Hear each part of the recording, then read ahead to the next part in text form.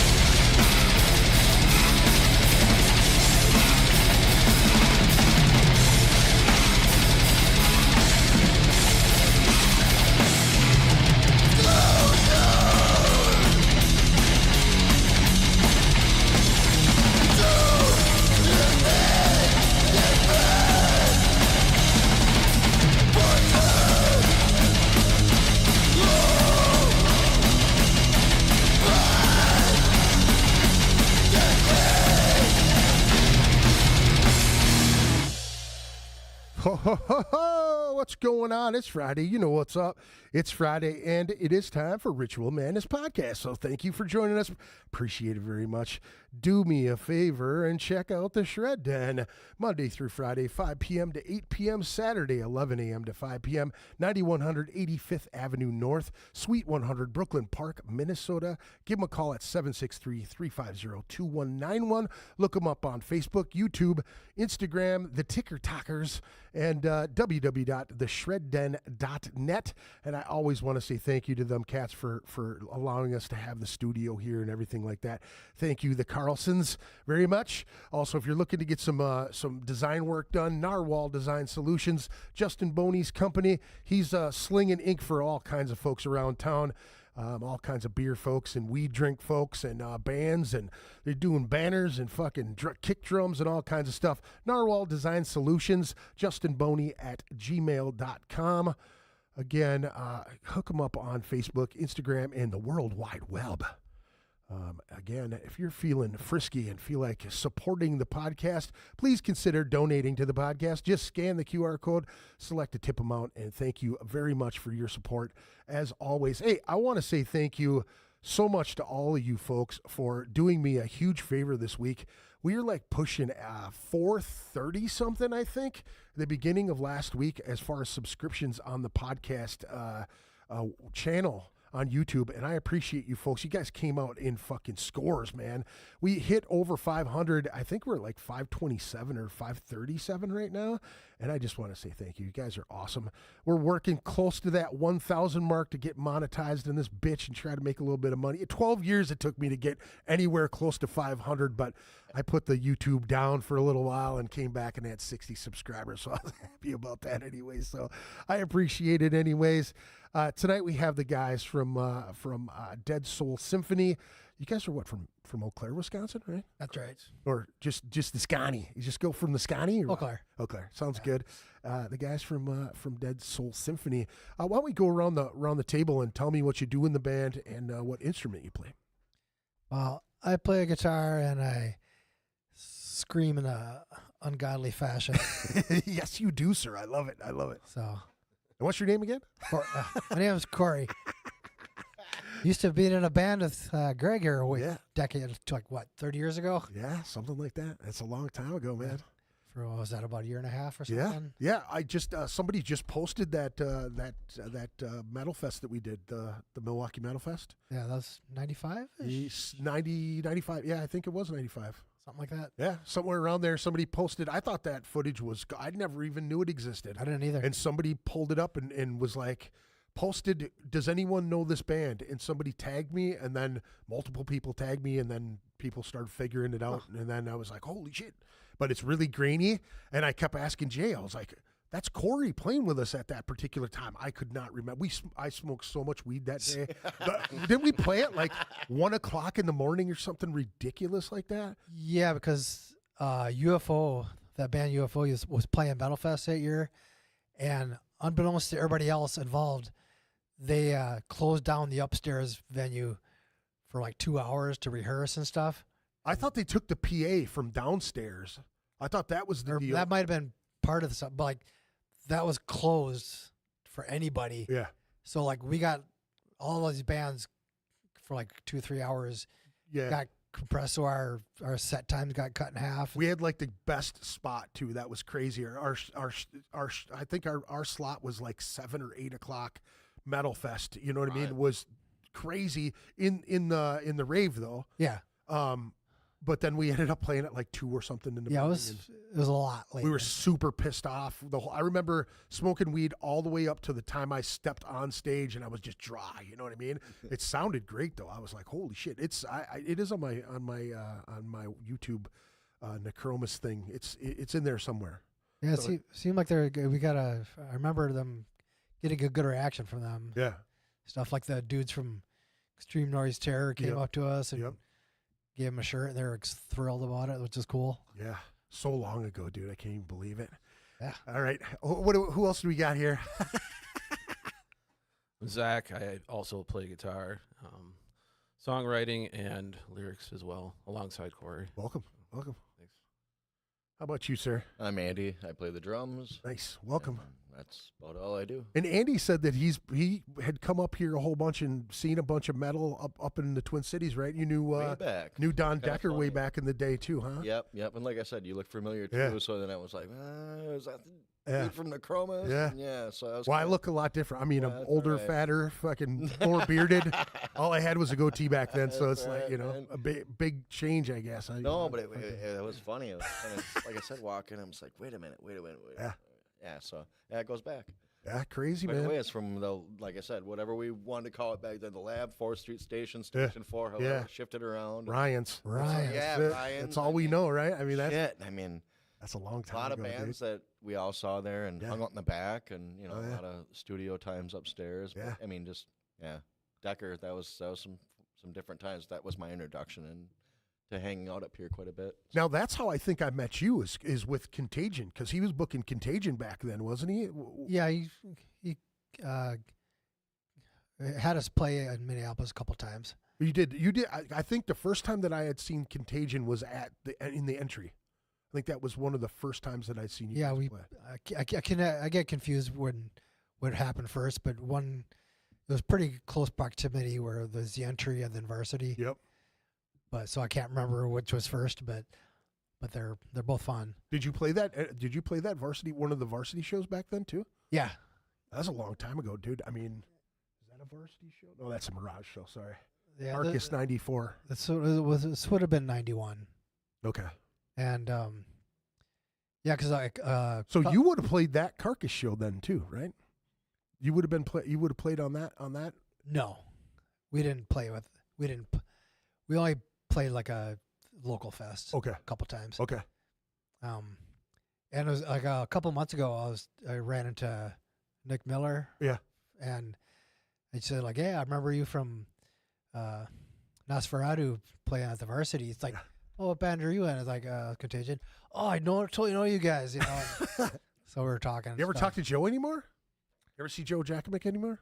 No, it's been a few years since I've talked to him. Yeah. 'Cause he's been living in somewhere in Minneapolis, whereabouts somewhere. Yeah. I can't remember. You know, we lived in. We moved up here for a while. That's how I came up, because the band fell apart in Eau Claire, so it was just the two of us. Yeah. We went through every musician in Eau Claire that nobody had any idea what we were doing. Yeah. Yeah. Because even today, how many people could approximate what we're doing? Well, there's some players out there that are very talented, but it's just Eau Claire's just a different scene, so Yeah. it doesn't pull. It's changed so much. Changed too. a lot, and people's focal points are a little bit different. So, it's hard to say who could put the effort in and really would want to play at tempos, I guess. Yeah. Not that we play at the most extreme tempos, but I mean, in Eau Claire, it's just there's heavy shit, but it's just a little different. It's something that's Less energetic. Something that's similar to metal. not to knock anything. I'm not. It's just different, man. People want to play sludge, or just there's a different energy. It's just weird. Yeah. Eau Yeah, Claire's it- definitely changed. Yeah, Since it's the House of artsy, Rock dude. Went I down, love it it. went down. Yeah. And that didn't go down, but the scene just changed when the House of Rock closed. Yeah. Yeah, I agree. That with was a you. big change. Yeah, I agree with you. And they were doing some weird stuff at the end too, weren't they? There wasn't really like a lot of. I don't think it was so much weird. I mean, it always had its, eclectic stuff too. But I mean, it was still booking heavy shows Right. up until the end. Right. And then even the last call show that we had there, which was mostly just like the Decadent Cabaret Fest we have there, it was Right. a lot of local musicians or a lot of the people that have played there so much that Yeah. it was a huge fest of good local talent, and Yeah. and it was a bombardment of music. But Sure. yeah, it's Eau Claire's just a weird scene. It's just not a metal scene. I hate to say it like that, but it just doesn't. Not I wish extreme metal. I wish we'd play there more. Not extreme metal. Right? Exactly. It's a metal scene in a sense, but it's not an extreme metal scene. I wish we could play there more for it, but we'll get there. Yeah, There's Contagion. places to do it, but we just got to build it ourselves. In Right. a sense. So It takes time. We played with Deterior out there, or a show had fallen through with Dustyn for Zymurgy, and we Yeah, ended gotcha. up helping them out and putting a venue together in Eau Claire, and it worked out really good, and people were really excited about it. So it's almost like that was kind of like gives you an itch to be like, we should probably be doing this a little more. Right. And we have a venue to do it. Right. But again, then we got Zymurgy, and we've been using the On the Rocks in Chippewa, which has been a good venue to us too lately. Have you done that? What's that other one in Chippewa? There's. Everybody's Bar. Yeah. We used to played play there there. once again after the ownership had changed. I like the place. It's just not. Again, it's kind of one of those things that just changes, and maybe it's just not. It's Are just they not booking extreme stuff? Or is it not just at kind all. of It's lighter it's shit. More, yeah, it's more just rock stuff, and I don't know.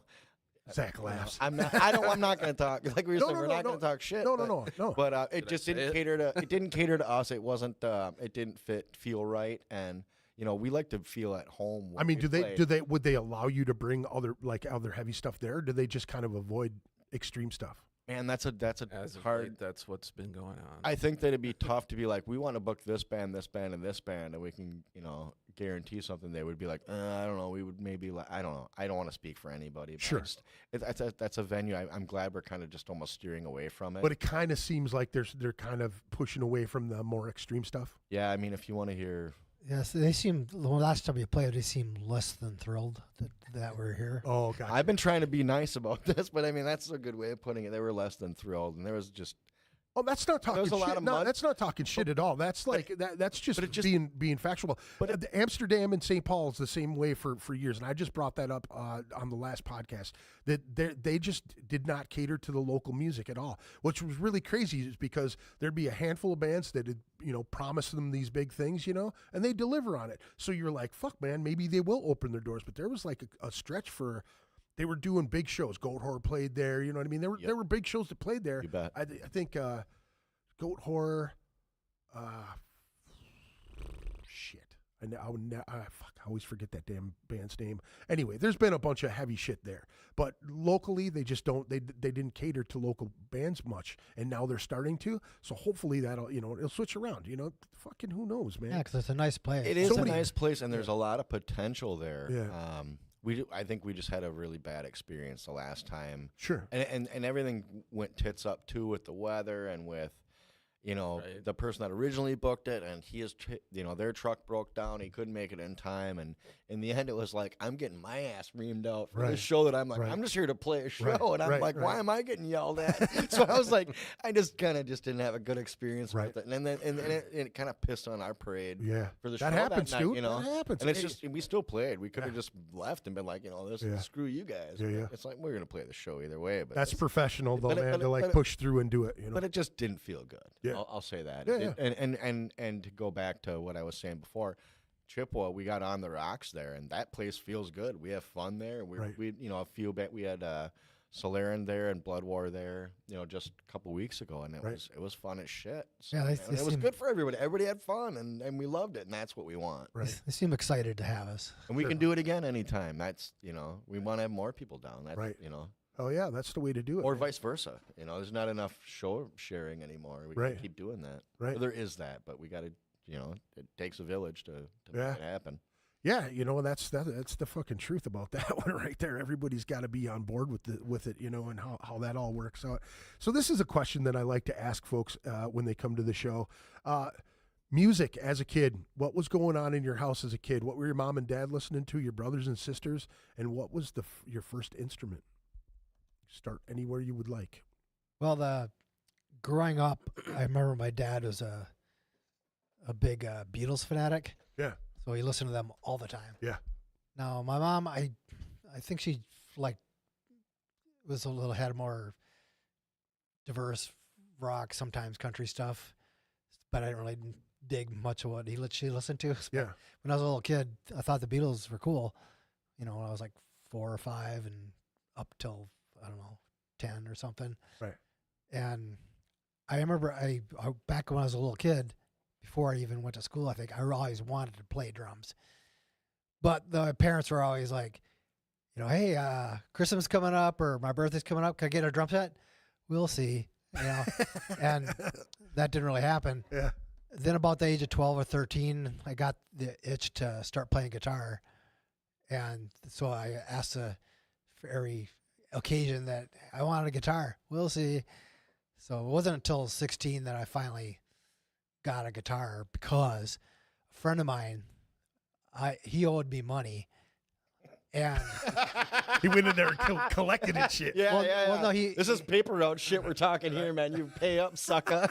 he had an uncle that died, and he gave him a guitar in inheritance, and he just said like, "Hey, if I give you this guitar, will the debt be cleared?" Like, yeah, So, Do you remember what kind of guitar it was? yeah, it was a shitty Montgomery Ward Airline. It was called. Yeah. It was like a Electric or acoustic? electric. Okay. It's kind of modeled after the Jaguar, Okay. but it was a piece of shit. It was worth what I paid for, Yeah. the $50 or whatever. But it was just cool to have something Yeah. to play. And I remember when I we upgraded it. Like we installed our own, and Seymour Duncan pickups in it, and had a switch and stuff like that. Made it sound cool. And when I tried to get a tremolo bar put in it, I went to a music place, and they're like, "Hey, can I get this installed?" They're like, "Yeah, this wood's too bad. It's not going to take us carving it out and stuff." And so that's when I started wanting to spend money on a real guitar. Yeah. And so that, because you already had the bug at that particular time. Oh, I suppose, having it in your hand and doing your thing with it and just changing pickups on it, making it sound good and getting close to sounding good. And and I had like a what was that? Backstage Plus was my first amp, and which sounds like shit by itself, but I had heavy metal pedal back then, and that was cool. And was it? Yeah, I did. It got me hooked in the feedback, which everybody hated. Yeah. But I don't know. That's what I started playing drums at 27, and I was been in a few bands to do that, but I don't have a consistent ability to play drums right now. Yeah. But You're a pretty wicked drummer, though, yeah, brother. I had my moments. You've had your moments. Yeah, I'll just fill in. I'll play the drums. Sure. How about you, Zach? I guess growing up, my parents, for the most part, early on, listened to like the typical 80s hair metal type stuff, Bon Jovi, etc. Yeah. And I'm the oldest one in my family, so I wasn't really influenced by anything my siblings listened to, which was pretty much nothing till they got older. Yeah. My babysitters, however, listened to all the same stuff too, all the 80s Skid Row, Motley Crue, etc. Yeah. First band I ever really got into myself was Motley Crue, about the 4th grade, I think, something like that. What album was that? Girls, Girls, Girls. Okay. Actually. Okay. I love the song Wild Side. Yeah. That was pretty cool, at least at the time. And, of course, later on I'm going to touch on that, too. it snowballed from there into more obscure stuff and whatnot. What was the first what was the first heavy stuff that really caught you after Motley Crue? After Motley Crue, probably Metallica. Okay. And then, which Metallica at and that then time? Master of Puppets. There you go. My mom actually. Thank you. I did not grow up with my mom. I grew up with my dad. Okay. But she came around for a while. She gave me a few tapes for one of my birthday one year. And one of them was the self-titled Aerosmith album that had like Dream On it and whatnot. Master of Puppets and Diary of a Madman. Nice. And that's 3 awesome albums. Yeah. I thought so. So from there it kind of went to Slayer, and then I got way big into King Diamond, Merciful Fate, etc. I was never allowed to have a instrument growing up. Yeah. It was not allowed in the house. So I wasn't probably 19, 20 before I actually got my So first guitar. just for the parents' peace of mind, Yeah, they were like, well, it was just Yeah. that sort of thing. My stepmom was real anti-heavy metal. Yeah. Like I remember one time I got caught like stealing shit from Shopko, and they blamed it on heavy metal. yeah, they blamed it on heavy metal. all my posters got ripped off the fucking wall, shredded. All my tapes got smashed into pieces, and after that, it was funny because You didn't learn your lesson then. well, I never stole again. Right. So, but after that, it's kind of funny because after the smoke cleared, I was listening to heavier stuff than I was Before it started? Yeah. Yeah. And nothing was ever said after that. But I didn't really listen to it quite as loud, and kind of kept it on the down low for the most part. Right. But my first guitar, I still own it actually, is a PV Tracer that I chopped up when I was a kid and put a dime bucker in it, and it's the guitar I write all my music on. That's awesome, dude. You're probably one of the only guitar players that has been on this show in 12 years that I can say I remember, like, specifically someone saying, yeah, I got the first guitar I ever played on because everybody asked, "Do you still have it?" They're like, "Oh God, no! I wish I did. I wish I did." There's one guy that was on here that had an old Charvel, and he actually just got one the same color, the same style. I think even the same year, just recently, and he tagged me in it. He's like, "Dude, I got it back." You know, it's one of those things. Wow. Yeah. There was a time many, many years ago that I almost sold it, and I'm so glad that I didn't. Yeah.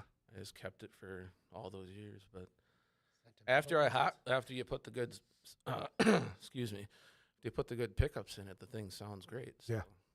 Yeah. I love playing it. It's the most comfortable goddamn thing I've ever had. Yeah. Very similar to a P.V. Vandenberg, if you're familiar with those at all. Old 80s shredder guitars. They kick ass.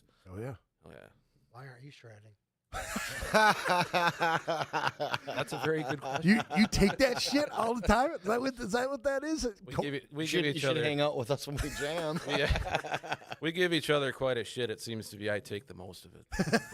Well, now that we got a new bass player, he takes quite a bit. Yeah, so. well, yeah. So That's the hazing, though. Here's Jason Newstead. Nice. I'm kidding. I'm kidding. No, he doesn't play with a pick. He couldn't make it tonight, unfortunately. That's all right. He has had something coming up. Yeah, no problem. No problem.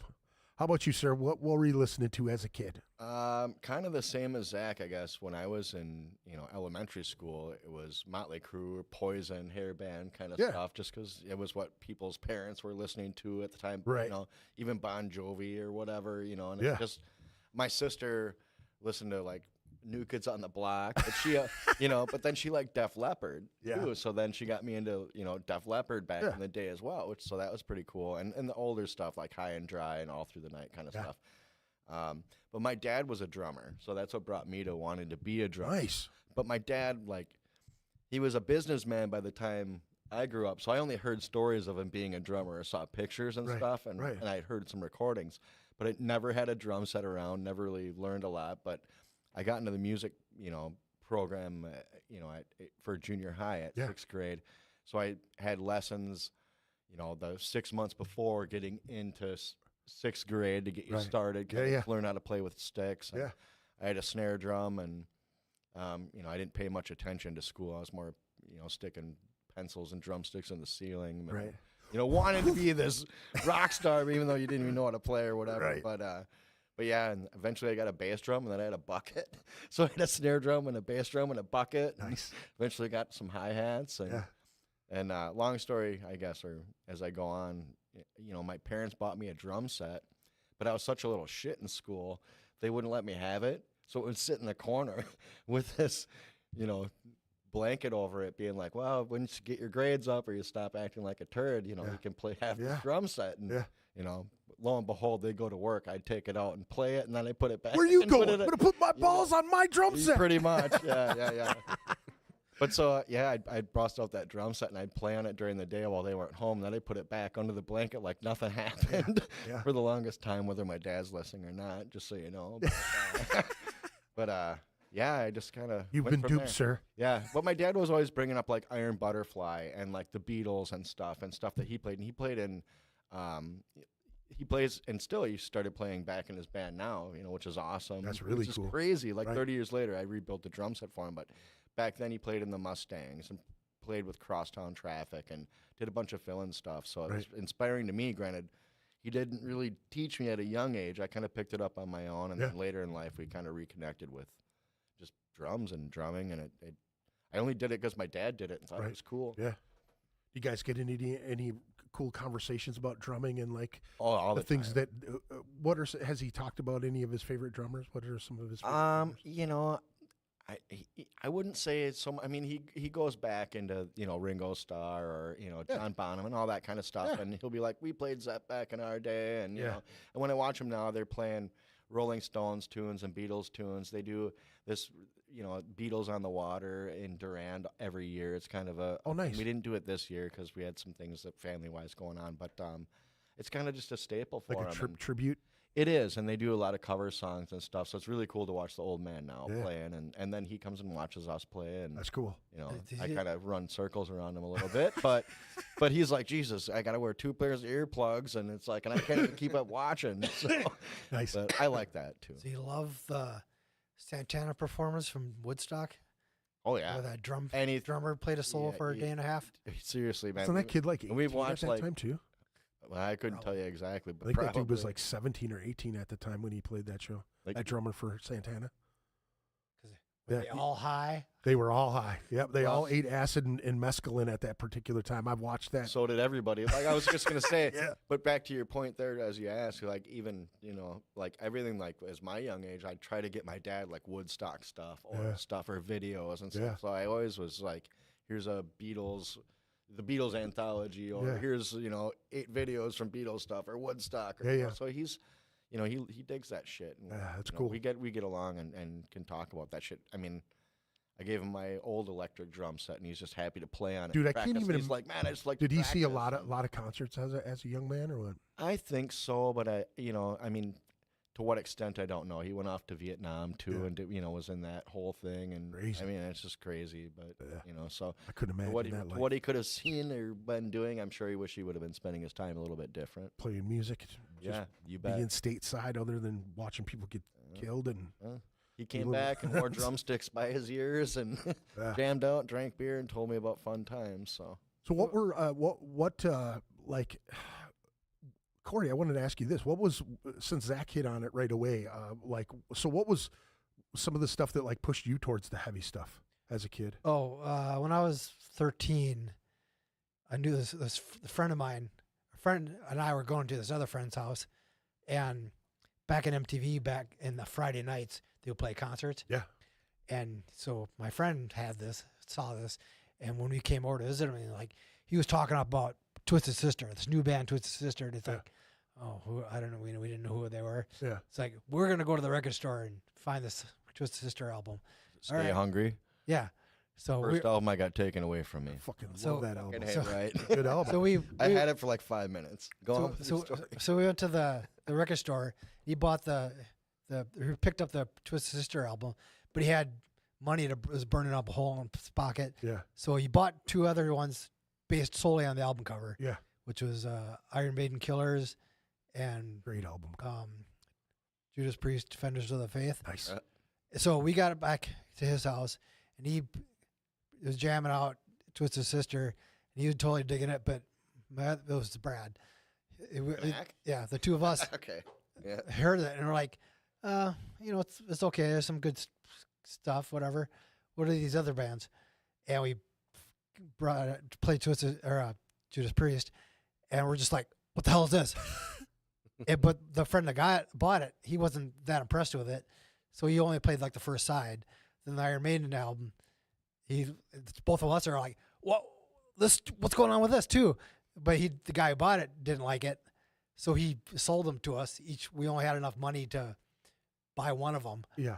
So I bought the Judas Priest album. He bought the Killers album, and at a discount since they're used. Yeah. But we went back to Like an hour and shit. Brad's house and just listened to those 2 Childhood albums bartering. all afternoon. Just listened to those 2 things, and it was an avalanche since then. Yeah. We bought everything we could get our hands. They even look like it might be cool. Yeah. Let's buy it. Now I talked about this a few times on the podcast, like how back in the day that was our thing. We would go and look for record labels that like, if you listen to Judas Priest, what other bands were on that record label? Iron Maiden, what other bands were on that record label? Now you're talking about 2 bands right there that had awesome covers and awesome art. Yeah. And when you opened them up, they always had cool shit in there. Kiss as well as one of those bands for me. Like that was, so what were some of the ways you guys would find cool shit? Would it just be the same? Pretty much. We used to have some used music stores in town, disc changers and Union Records, and I think it was later on. What was it called later on? 2 Tracks. Yep. I used to go around with my few dollars in my pocket, and I'd buy cassettes long after cassettes were considered obsolete Right. and whatnot. But a lot of the stuff I picked up, because it was only $2 a piece, I picked up solely based on the band name and the album art. Yeah. Not knowing what it was. Yeah.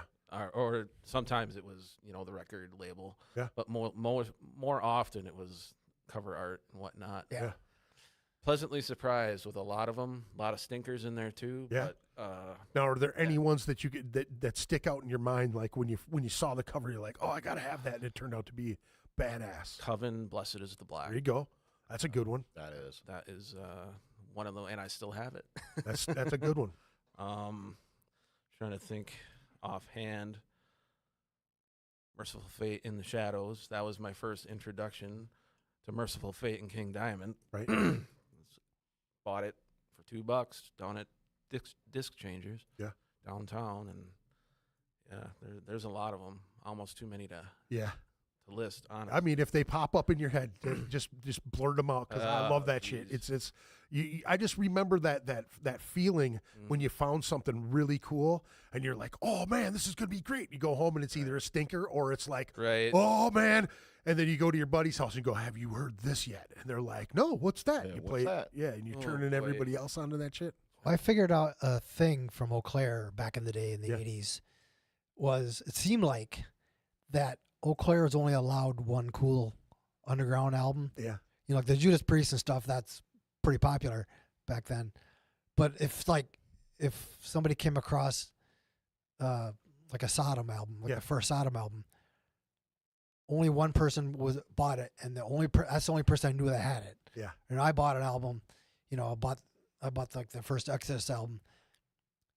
Nobody else back then Yeah, had it. they only stocked one of them back Right. then. It- You know like, what I mean? Like that's there's- why you were the lucky lottery winner. There was you like know? Maybe three they got two. Back in the early mid 80s, there was 3 record stores that would vary between where you could find stuff, but like if one place had this, nobody other place would have it. Right. And I could talk to people and I didn't hear it. I don't know what who this band is, and they're cool. And so I always think there's like only one cool band album is allowed in Eau Claire at a time back then. I don't know if there's any truth to it, but that's what goes in my head. But yeah, but I mean, with the Judas Priest and Iron Maiden albums, their record labels back then were ubiquitous enough that Yeah. they could have anything that Right. I wouldn't like. So, Right.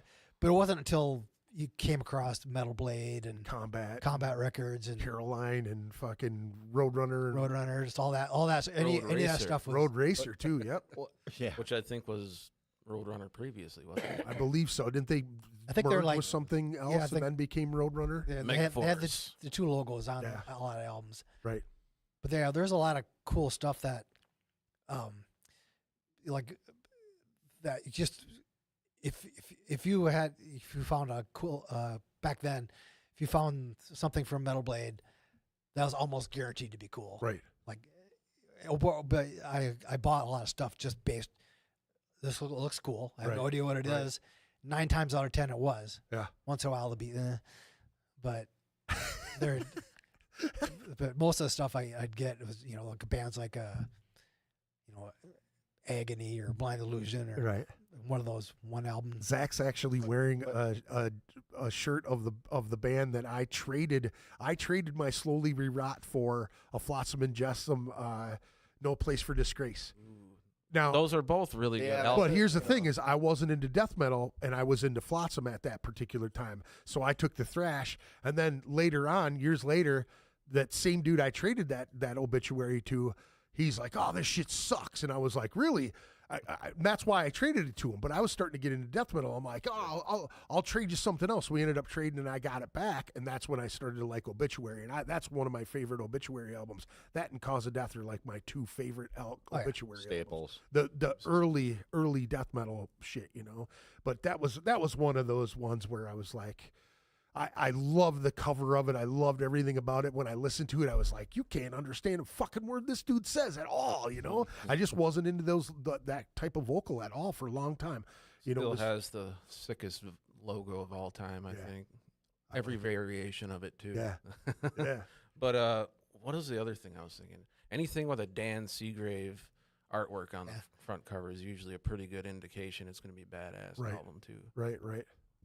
Is there anything else that you guys can think of that would that would spark your now. Oh yeah, somebody's Josh Kellerman told me liner notes that he I goes, was gonna just if there bring was that a up. yeah, That he was said if my there was a thing. cool So I was band that waiting for had my spot here. Yeah. So it's like I Yeah. read what in the end of every album, it said who who they gave thanks to, or Yeah. thanks to this band, this band, this band. That was half of what I looked to. It's like, who are these bands playing with, and who are Right. they like saying thanks to? That was a lot of the way I found out about, Dark Angel, or all sorts of Right. just obscure shit that you just wouldn't think of, but now it's an obscure Cephalic Carnage or whatever. I mean, I would have never heard of them if it wouldn't have been for looking at liner notes Right. back in the day Right. of old school shit, or Used to read those like the Bible. seriously, Fuck you know, yeah, or dude. or your buddies or your peers, Decker especially, being like, oh, you gotta check out this. And that was the thing and too. that Is was once another he, thing. once he tape owned, trading in once a he sense. owned the fucking the shop for a while. You know what I'm saying? Like he would be like, oh, I remember Nightfall. you like Fucking this A. stuff. Here, You check this bet. one out. Check this one out. You and he would bet. always do that. Earl was good with that. too. Yep. When Earl did his shit, that Yep. was always awesome. Who's the dude who worked downstairs with him at Earl's shop? I can never remember dude's name. I honestly couldn't tell you because I wasn't that He affiliated. worked at didn't that the guy that worked at a Cheapo in Fridley or Oh, beforehand? might have been. What the hell's his name too? Think I know what you're thinking of. The dude in Frilly made the metal section in that at that cheapo just amazing, didn't he? Yeah, he was the one that was always down there. I remember. I'd go and hang out. I cannot remember his name for some Yeah, life of me right now, but that dude would always, oh, what are you into? And then he'd just pick your brain for about 5-10 minutes, and then he'd disappear and he'd come back and he'd have Check 4 or this 5 out. minutes. Yeah, you got to check this out. This is definitely up your alley. That type of shit. I Yep. love that shit. That's Yep. always fun.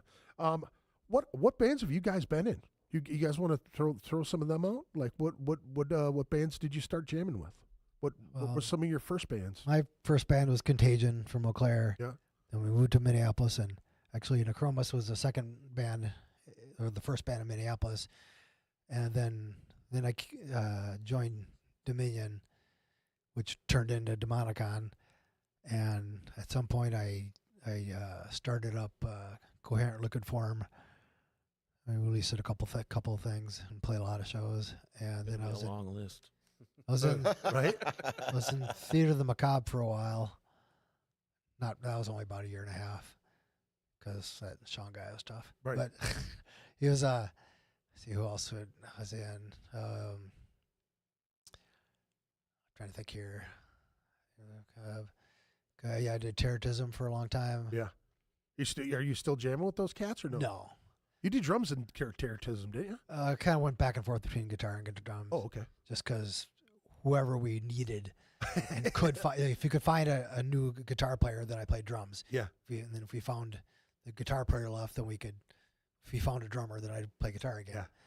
Yeah. So it was, but I wrote a lot of stuff.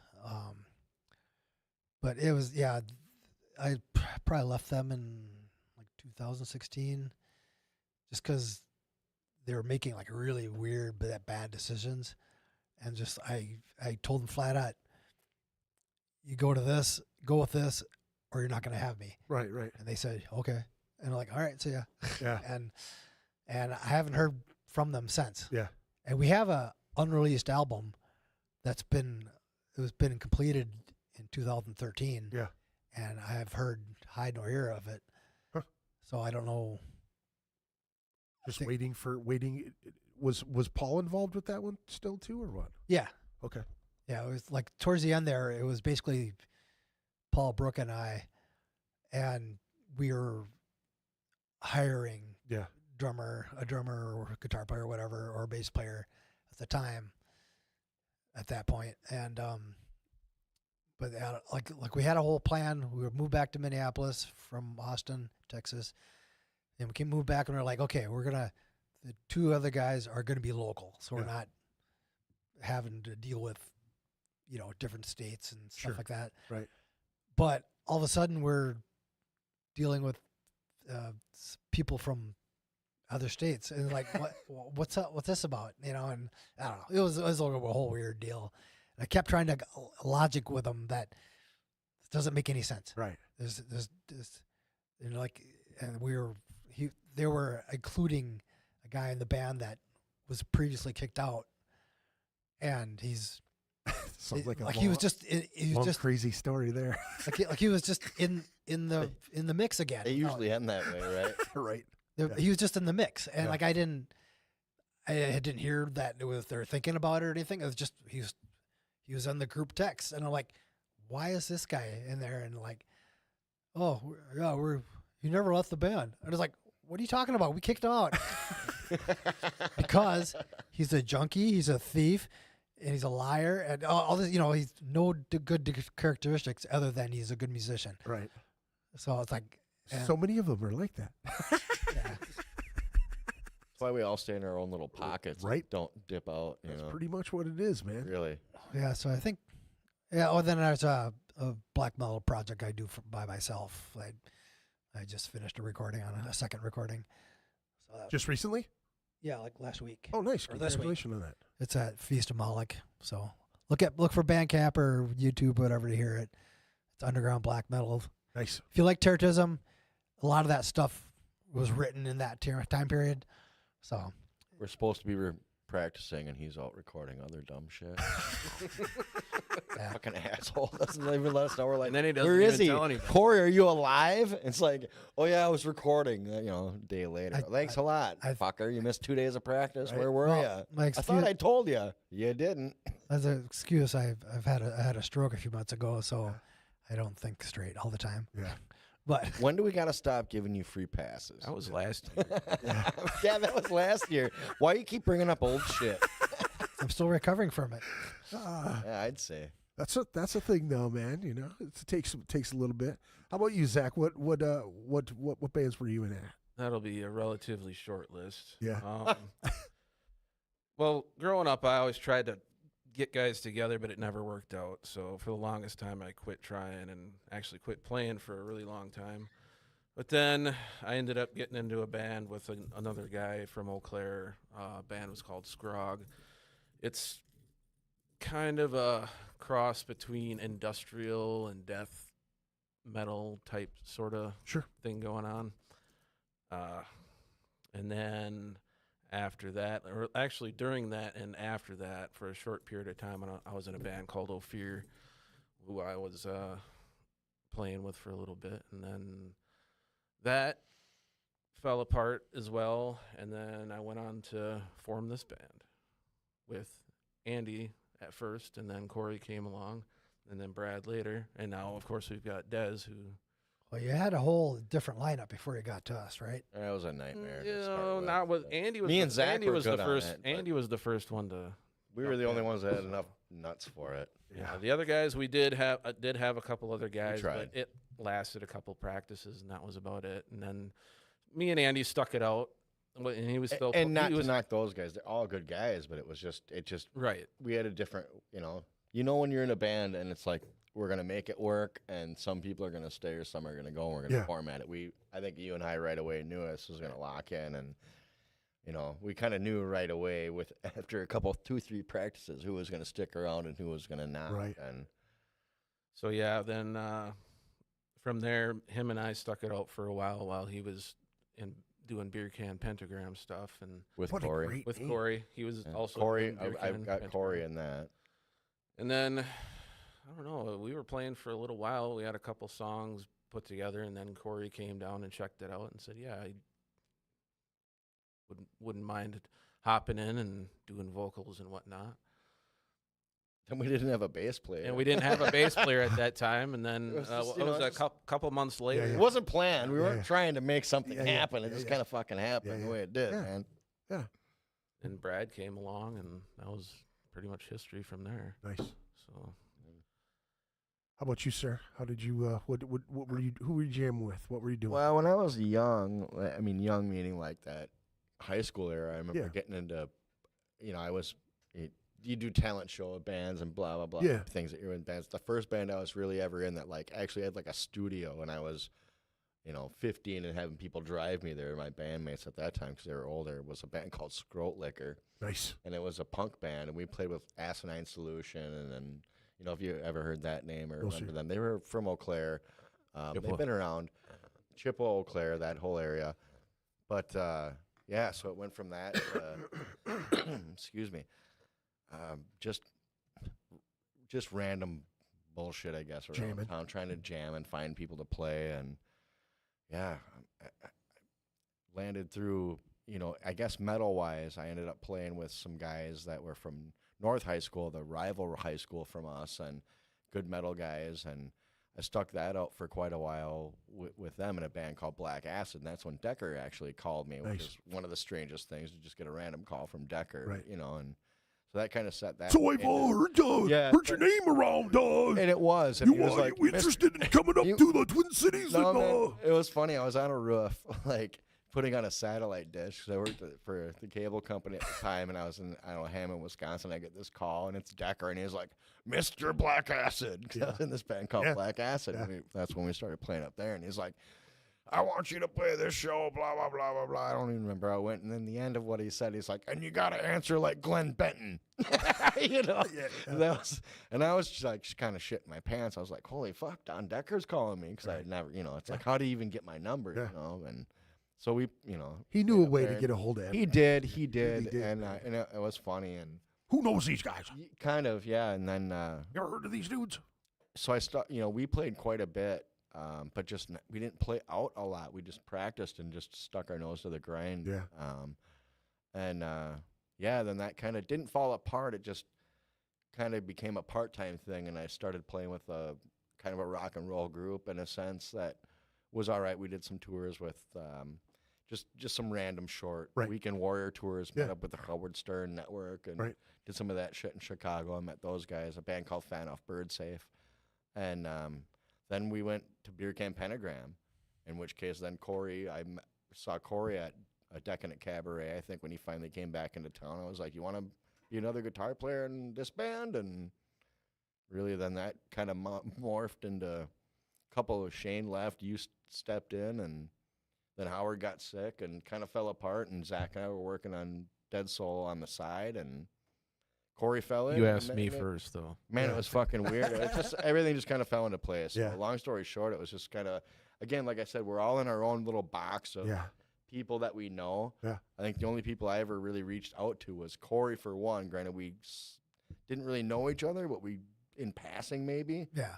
and knew of each other. And I've been watching Cory and Demonicon and stuff. Yeah. Zach I didn't know from Shinola. Right. I think he's the only person I've let into our world. Right. That was like not within our regular box of people that we yeah. jam or recycle with. Yeah. Well, the first time we met was out at, Out at Nick's place. I Yeah. almost choked him to death. So that was just another funny thing, It's like it was like out of the most adverse things, the out of like some times that weren't the greatest, we both were like, yeah, but this dude's all right. You know what I mean? It's it's like took Nick to be fucking with me to be like, you're not gonna fuck with me. I'll put him in a chokehold and throw him on the ground. And Zach, we're not even talking yet. Right. Didn't talk much that night, and then weeks later or whatever it was, Zach's like, by the way, you want to be in a band with me? I saw you choke that dude. It was cool. Yeah, it wasn't. Just not so much that. It's just like not gonna fuck around. Yeah. Good dude to have on your side. We So get along. Let me ask you this. So how did you guys come up with the name? It was all him. I didn't like it. You didn't?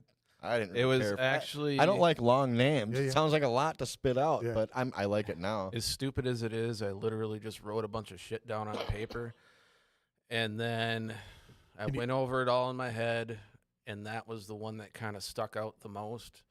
And then I went and Googled it quick just to make sure nobody else had the fucking name, because half the God, other what a fucking nightmare. things that on the list already. Can you Can you think of any other names that, like, are there any old names that you can think of that were on that list at all? Demoniac, That's dumb. Zero Tolerance. I don't know, just That's even worse. that list.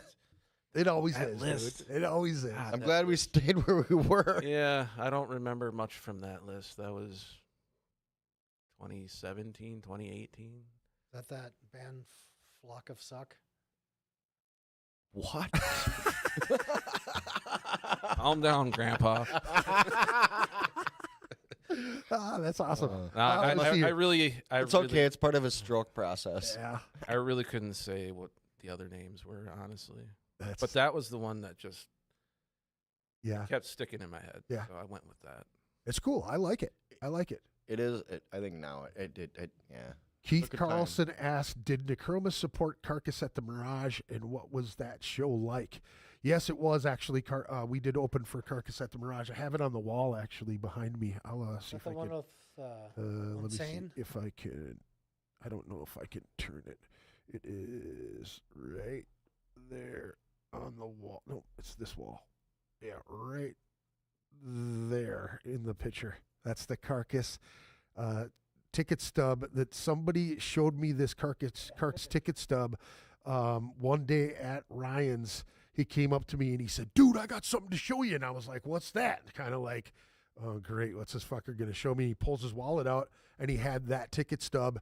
And I said, "Dude, you got to let me get a picture of it." So I forgot because we were drinking that night. Pitch And shifter too. And he just sends me a picture of that ticket. So I actually had that on my phone, and I made a picture out of it because it's one of my greatest achievements ever. There's so many other bands I've played with in my time, but Carcass is one, and the Carcass banner next to it, and That's a price. Yeah, the Mirage was a really cool joint. yeah, I liked a lot of good bands that Yeah. played there, and it was big too. huge, yeah, I think Symphonies and Reeks are my two favorite albums. Literally, out of Yeah. anything Carcass. So, yeah. I love those two hey, albums. man, that's Actually, wild. for that's badass.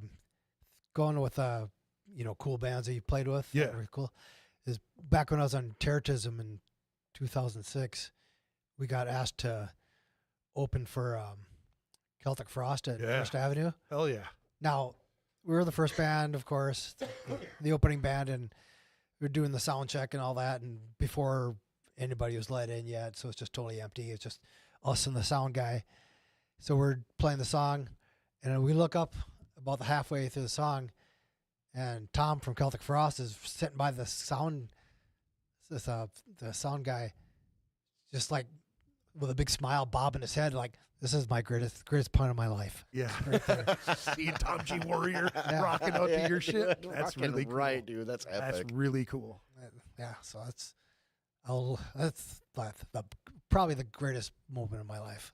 One of my favorites was looking over to the side of the stage and seeing Gene Hoglan standing there watching Necromis play on the Quest stage. Oh, That's Just from amazing. Dark Angel, you know what I mean, Yep. and Death and all Brought of that that up shit. earlier. Fucking And yeah. I remember just talking shit. I got off stage and I'm like, I hope these fuckers brought their big boy pants. I was all psyched up, like they're not gonna kick our ass all over the stage. You know what I'm saying?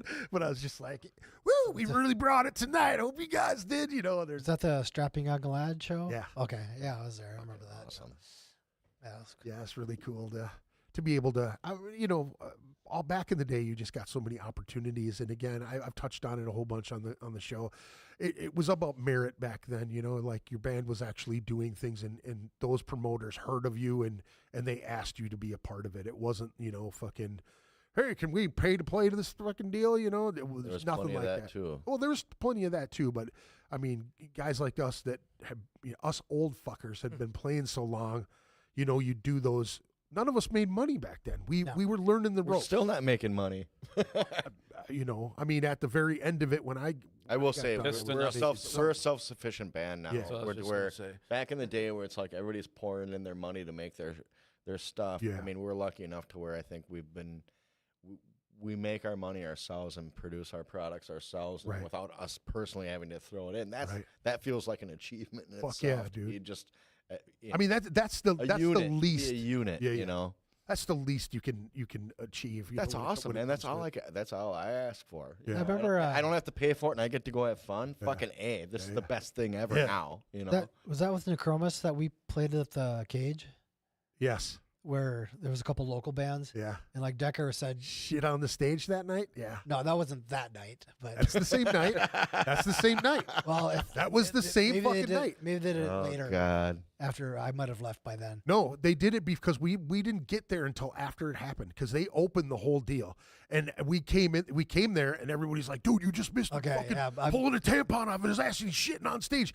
Dude, Sean Jensen was on the show, and he was talking about that night, Okay, and he said yeah, that he I wasn't ate there. a whole Crave case, and he drank fucking Old Milwaukee and Pabst to try to get his stomach to be all fucked up, so he could just shit on Just for man. that purpose? Just for Fucking- yeah, pulled a tampon out of his ass, shit right on stage. That's dedication. And Sean's Never and heard of Jensen- magnesium citrate. Jensen goes, "Dude, He goes, you know the sound when you got the runs, you know that, and he's making the noise, right? He goes, the smell, and he goes, you know, and then you look over and it's Decker's bare ass, and it's just coming out of him on the stage, and he's like, it was the fucking worst, and I kept turning around to like, oh my God, I don't want to see this, you know, and he's like the sound and the smell of. He just kept saying it was fucking horrible. I'm laughing. Too bad I missed it. Yeah, too bad. Darn, I know. I don't know what was so entertaining about that, but there was many shows that you just see Decker's asshole. Why? Oh, yeah. Jesus Christ! I've talked about him I love smushing a soft serve cone on this dude's window with his ass. Pulls his sweatpants down and just rubs his ass on this shit and just pulls his pants up. And we just got back in the fucking van and off we went. Dude, when we were in Chicago, Eau we're in Chicago. In Eau Claire, and doing little tiny shows in this practice place we had, and Anal Blast played there, and Kill Switch was the name of the band at that time, which was Adam Quick, for the owner of Vader Cabinets. Yep. Okay, and some other bands, but it was just a small show in like our practice place, right? But there's this Burger King across the street. This is down on Barstow Street. Okay. That Burger King right across the street. Back in the day when they had the old school microphones that were on like the gooseneck. Yeah.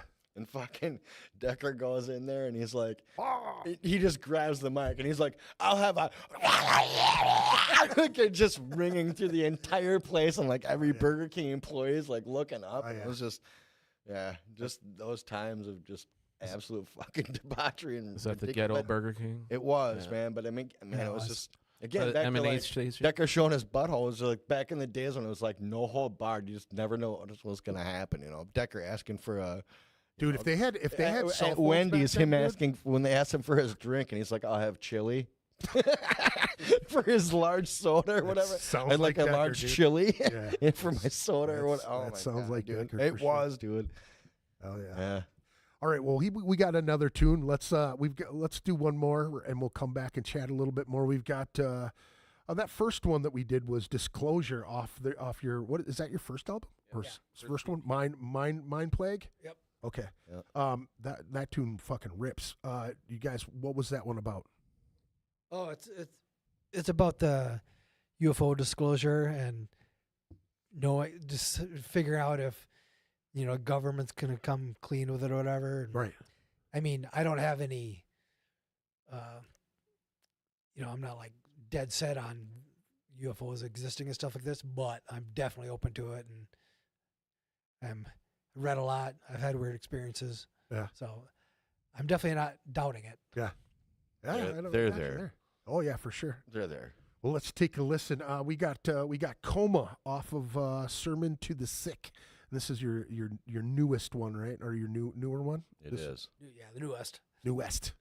All right. Well, let's take a listen, folks. Stick around. We'll be back. Yeah. Yeah.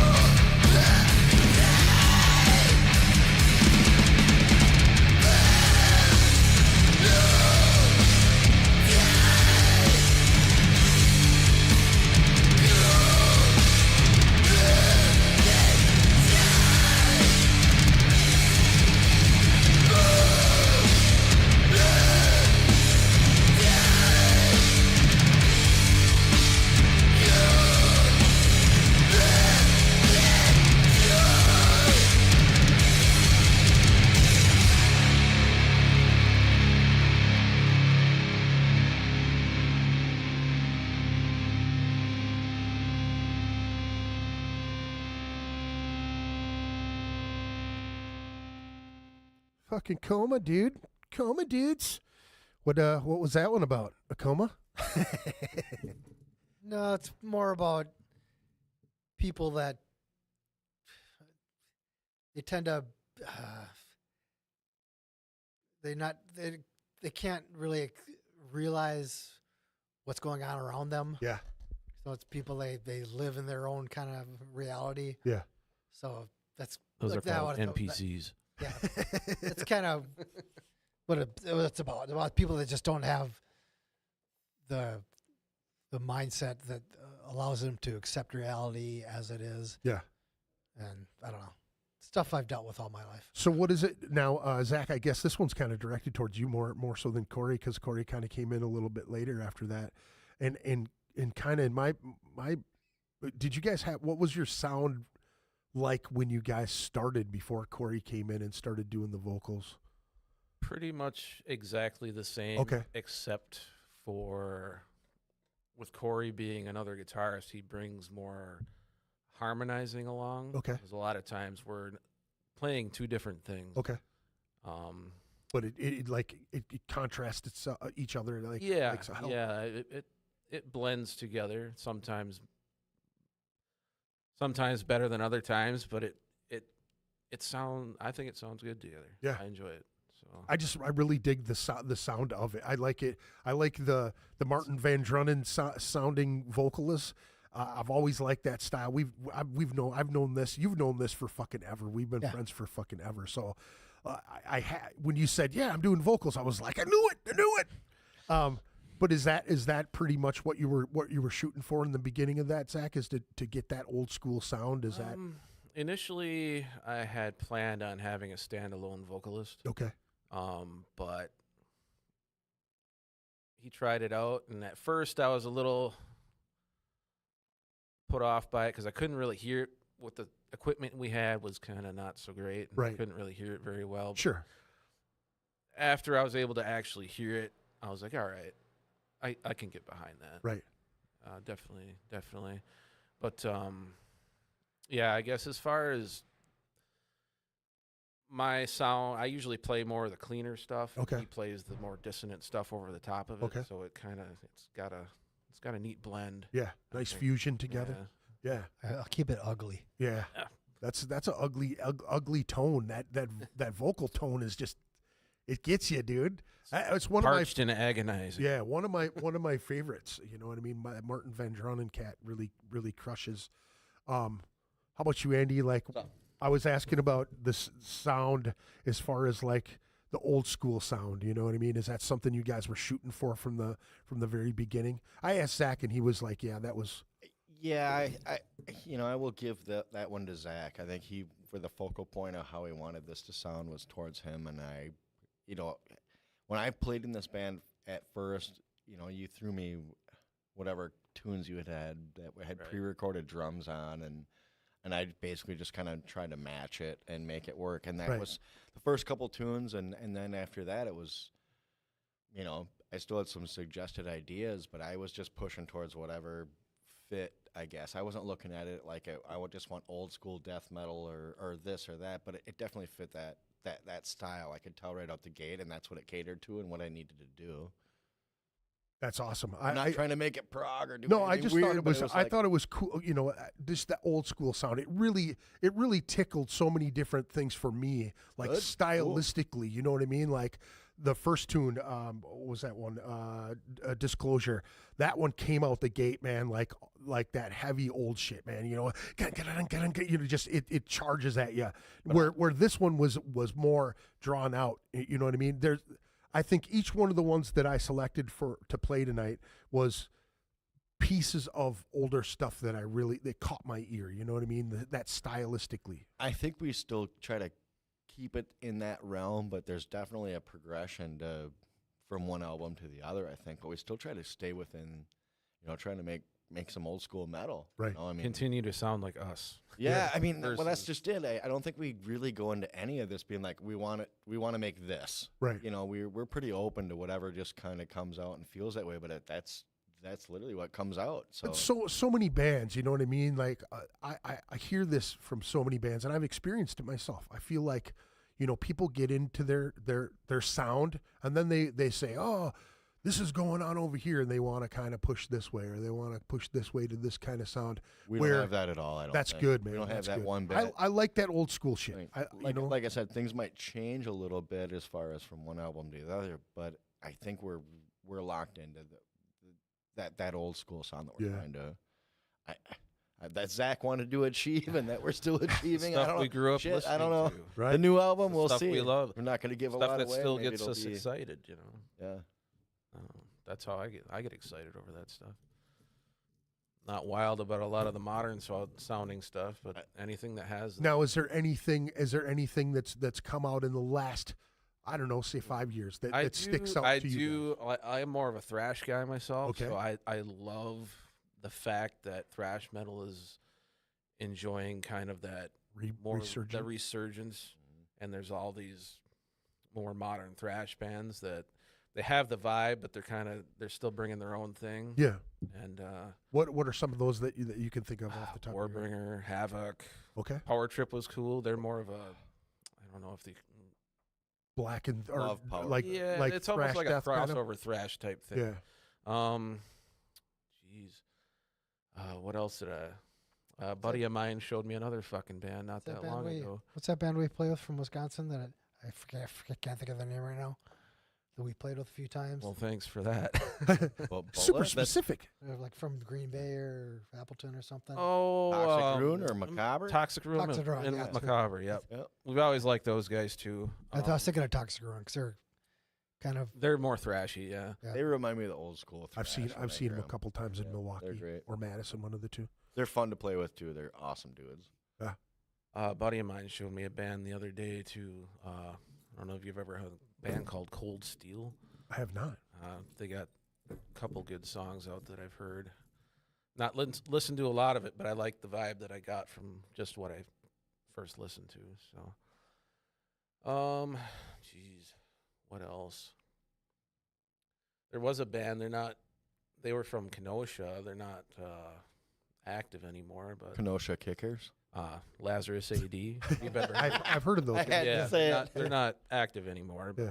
I think a lot of the guys are in different bands now. But How about you guys? Do you guys have any like newer bands that stick out to you at this point? Is there any newer bands in the last fucking 5-10 years that have pushed to the Man, front? I like a lot of extreme metal. So I mean, if I had to look at new bands, and a lot of it's stuff we end up playing with, or isn't within the circuit. Man, I love listening to Gorgatron. There you go. I mean, Those guys are all awesome. that. I mean, seriously. I mean, you Maniacal can't stop Force that. is fun. Maniacal Force. Dude, those guys rip. Braden fucking is Old a wicked school, drummer, dude. So that's old school shit, and I love seeing those dudes, and one Cool more guys, shows too. with them.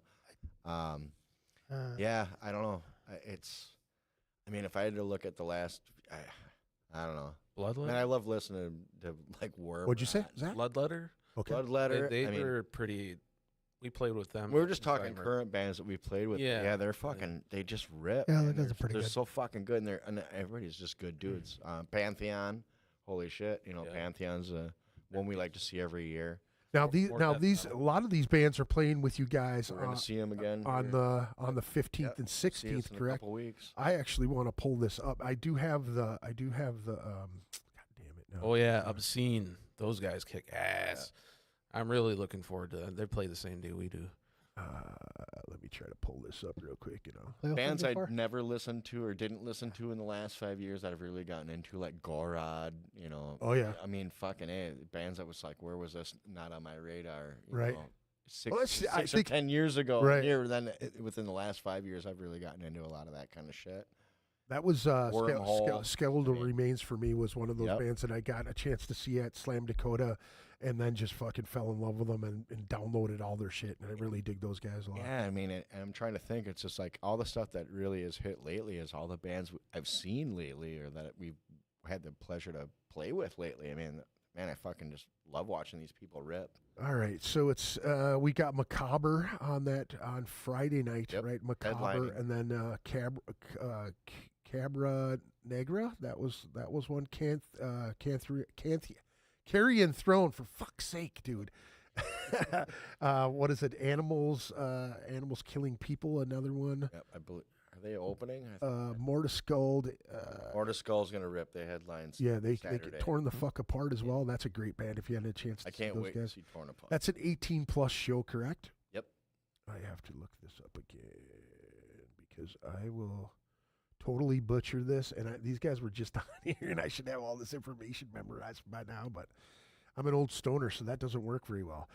Friday, doors are at 5 p.m. Show is at 6 p.m. Macabre headlines, Carrion Throne, Liquefied Decomposition, Yes. Obsidian Shrine, Cabra Negra from Colombia, Filled, which is, I believe, a solo cat. Yeah, Yep. they're opening actually Friday. And then Pussfield. doors are at 3 o'clock on Saturday. Show is at 4. You guys open at Dead Soul Symphony, Celestial Serpent, a Molecular Decay from Columbia, USA. That would be Missouri, I believe, right? Columbia, Missouri. Ohio? Or Maybe there. Missouri. Could be either one of them. Doesn't really say. It just says Columbia, USA. Shout out to Bernardo and Celestial for doing all the sound and everything for that. Oh yeah, he's doing cool as everything, shit, and man. He's a good Him and his old lady are very Yep, cool people, man. They're I see. good shit. I get to hang out with those guys at Slam Dakota. They're Yep. always there too. Yeah, but he's doing sound and all the production for everything. So I He's gotta give he him used to credit. be in and of course Dustin and John. Celestial Entities, wasn't it? No. Who was he playing with? He was playing drums for those guys, wasn't he? Or no, Ancient entities? Ancient Entities. That's what Yep. it is. Let me see here. Obscure Pantheon, Torn the Fuck Apart, Animals Killing People, Mortis Scold. Again, the doors are 5 o'clock on Friday, 3 on Saturday. Make sure you get yourselves out there. I will be out there with my patches and all that other good stuff. 2-day fest. Do you guys know for tickets for both days how much that is? I know it's 20 for one day and 25 for the other, or something like that. I could imagine him charging 45 for both days. No, it wouldn't. Probably like No 35 idea. or 40. We don't pay. We just play. Yeah, play. They play. They don't pay. Thank God we don't pay to play. Right. Thank you, John. Thank you, Yes. Dustin. Thank you so much for all that you guys have been doing. Fucking That's A, those guys fucking- are the best. And those guys are, I've heard other people say this too, is that they have a built-in crowd that people show up and they're there quite a bit. Man, I think even from the get-go with that place, it's really strange how it's like, where the fuck did all these people come from that aren't just from our local area? They just show up. It's You get like a people, Fair amount of people from the city. the cities. That's what I mean. It's like even from the get-go, it's like they pulled in everybody from All over the from the right, from the left, from the Right. north, from the south. I mean, holy shit! Whatever Dustin and John did right marketing wise, they brought people there, and Right. they've got killer bands, and they're doing it right. That's killer. That's Fucking great A. to hear. Yep, I can't wait to see it and be a part of it. you gotta. Let me see here. Now I kind of asked this, but what have you guys been listening to lately? Like, what's on your playlist in the last like week or so? What are some things that you've been listening to? Anything? Mine sucks. What? I've just been listening to Down. Why does that suck? That's fucking awesome. I mean, no, it's awesome. But They're going to be I've been listening to- releasing a new I've one been soon. listening to Down. I like Down. Yeah, no, I do too. I'm a fan. No, I don't mean that in a bad way. It's just like I'm kind of. Which one were you listening to? "Oh, Bustle in Your Hedgerow." Okay. That's pretty much been locked in my CD player lately. Yeah. The 2, right? Yep. That'd be 2. Yep. Tin, tin, tin. Yes, Bet. Emerald, Restless Souls, that album. I don't know, they're from overseas somewhere. Lizzie Borden. God, what else? Fuck. Now that I have to answer the question, I can't think of it. I have to say, It usually happens like that too. I have oddly enough rotated Slave to the Grind in that. Dude, that's a great album. Dude, you know what? I want to so make. many people I want to shit make on that. dude. that I want to album, make a dude. fucking just the heavy shit out of Skid Row. I gotta make a Skid Row cover band. Like I want to make a fucking badass Skid Row cover band for Yeah. some reason. I do. When they came out with that album, they were Just fucking, the badass. they were shit, throwing you down, know? dude. I mean, I'm telling you, man. Like Mud Kicker and Slave to the Grind, Yeah. and you know, yeah. none of the lame shit. None of the 18. Weren't they kind of weren't they stuff, but touring with Pantera at that time? Yeah, They were back. That's in the what's day. It's funny good. about It's that, so is they- funny. Weren't they? Smell this stuff. Yeah. right. That's from the Vulgar video or something. Fucking A, right. Yep. I remember renting that from Blockbuster back in the day. Those have been I my, missed that my shit. 2 rotations for the last week and a half, I Yeah. think. I don't know. It's pretty eclectic what I listen to anyway. It's like there's nothing I really focus on. Yeah. There's so much stuff I have that I can't really like back in the old days when I was a kid, where I had maybe a dozen, 2 dozen tapes, and that's only what I had to listen to. Where now there's Dude, what's your collection like now? It's got to be just gigantic. I haven't. You sold it all for rent. No, Did you? No, I haven't figured out exactly how many. Dude, you used to I'll have do a it. hell of a crazy collection There's- when we were younger. There's got to be Still does. over 2,000 pieces. Jesus. There's always stuff I want. Pieces. But I'm sure you have all kinds of obscure fucking Oh, black yeah. metal shit too, right? Yeah, totally. I have Well, I'm talking about right now, Corey. What have you been listening to right now? well, Give him like, a second. The guy had a stroke. yeah. Well, the last Jesus week or Christ, give him two, a second. like I mean, I always listen to Dark Age a lot. I've been Are you going to go check them out since Yeah. they're out there touring? we around and got shit? tickets already for that. Are they you going to Chicago or something, or they No, come it's in here? Varsity, Oh, okay. and Liza Minnelli. no, I'm sick of her. I had But- enough. Yeah, just that horror. That Muppet movie set me off.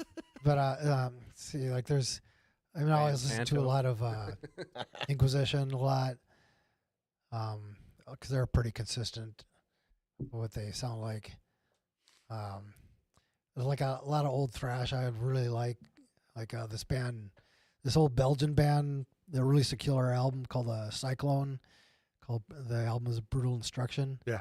They're just a really super underrated thrash band. Cyclone was the band name? Yeah, from the although it's I think in '86 it came out, but it's like when nobody seems to have heard of them. Yeah.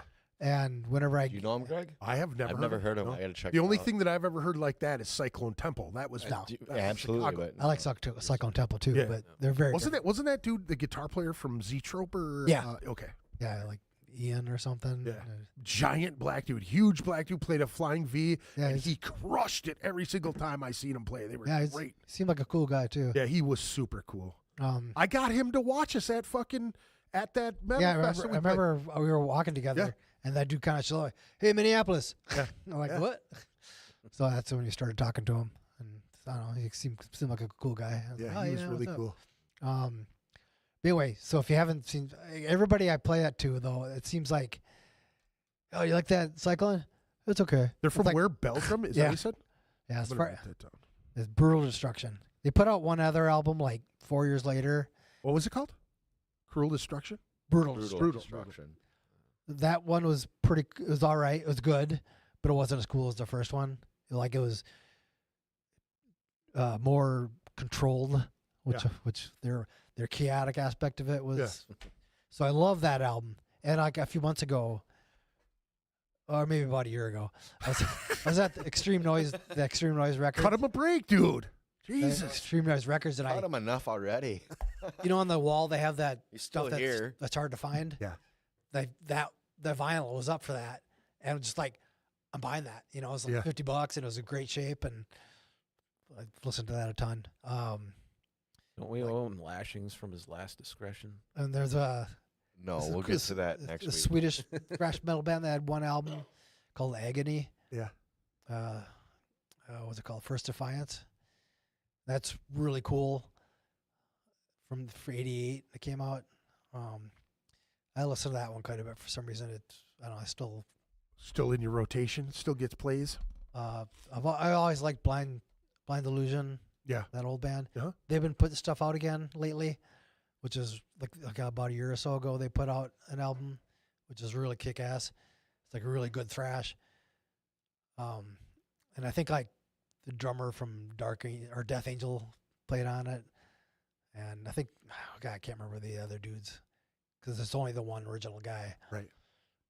I can't remember the name of that is. Do you remember Faith or Fear? Yeah. Are we still talking about your rotation, or are you just talking shit at this point? He's talking shit. Yeah. The stuff I been listening to lately. Right. Lately. Okay, I just wanted to clarify. How about gear? We can get to gear. What are you guys playing on right now? What are you playing through right now? I have a Mesa triple rectifier cabinet, amplifier, and then I have the Mesa cabinet. Although that's on loan from our old beer can pentagram singer for, I don't know, he was nice enough to let us hang on to it. But I normally have that Hughes and Kettner cabinet Mhm. that you probably Yeah, remember for from a that. long time ago. Yeah, And that's a cool. I still like that, but it's just cool to have a Mesa thing, yeah. which would probably. Other than hauling them around, it's Yeah, cool. about 300 pounds apiece. Yeah, it's fucking What? How bad. about guitar? What are you playing for guitar? For this band, I played a Schecter V, kind of. It's more angular shape, and it's a 7-string, but I don't play that. I just have it because Yeah, it's good for this band, and right. we have a different tuning for other stuff, and so that is the only thing I play. Yeah, That Schecter, which I think it's a solid guitar. Yeah.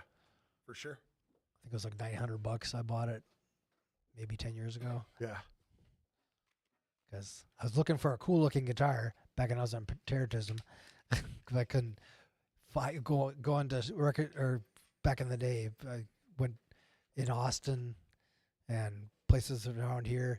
I just couldn't find any cool looking guitars. It's all just good guitars, but they're standard shape and stuff. right. And I saw one that was really cool looking, and it was used, and the used it was $900, but along the fretboard was just spelled out 7, and at the time I didn't know what that was. Is it a Hell. Slipknot guitar? Yeah, Yeah, later on I heard that was Mick Thompson like the guy's slap signature. So it's like, yeah, I probably would. That's his number, right? That's Mick Thompson's number, isn't it?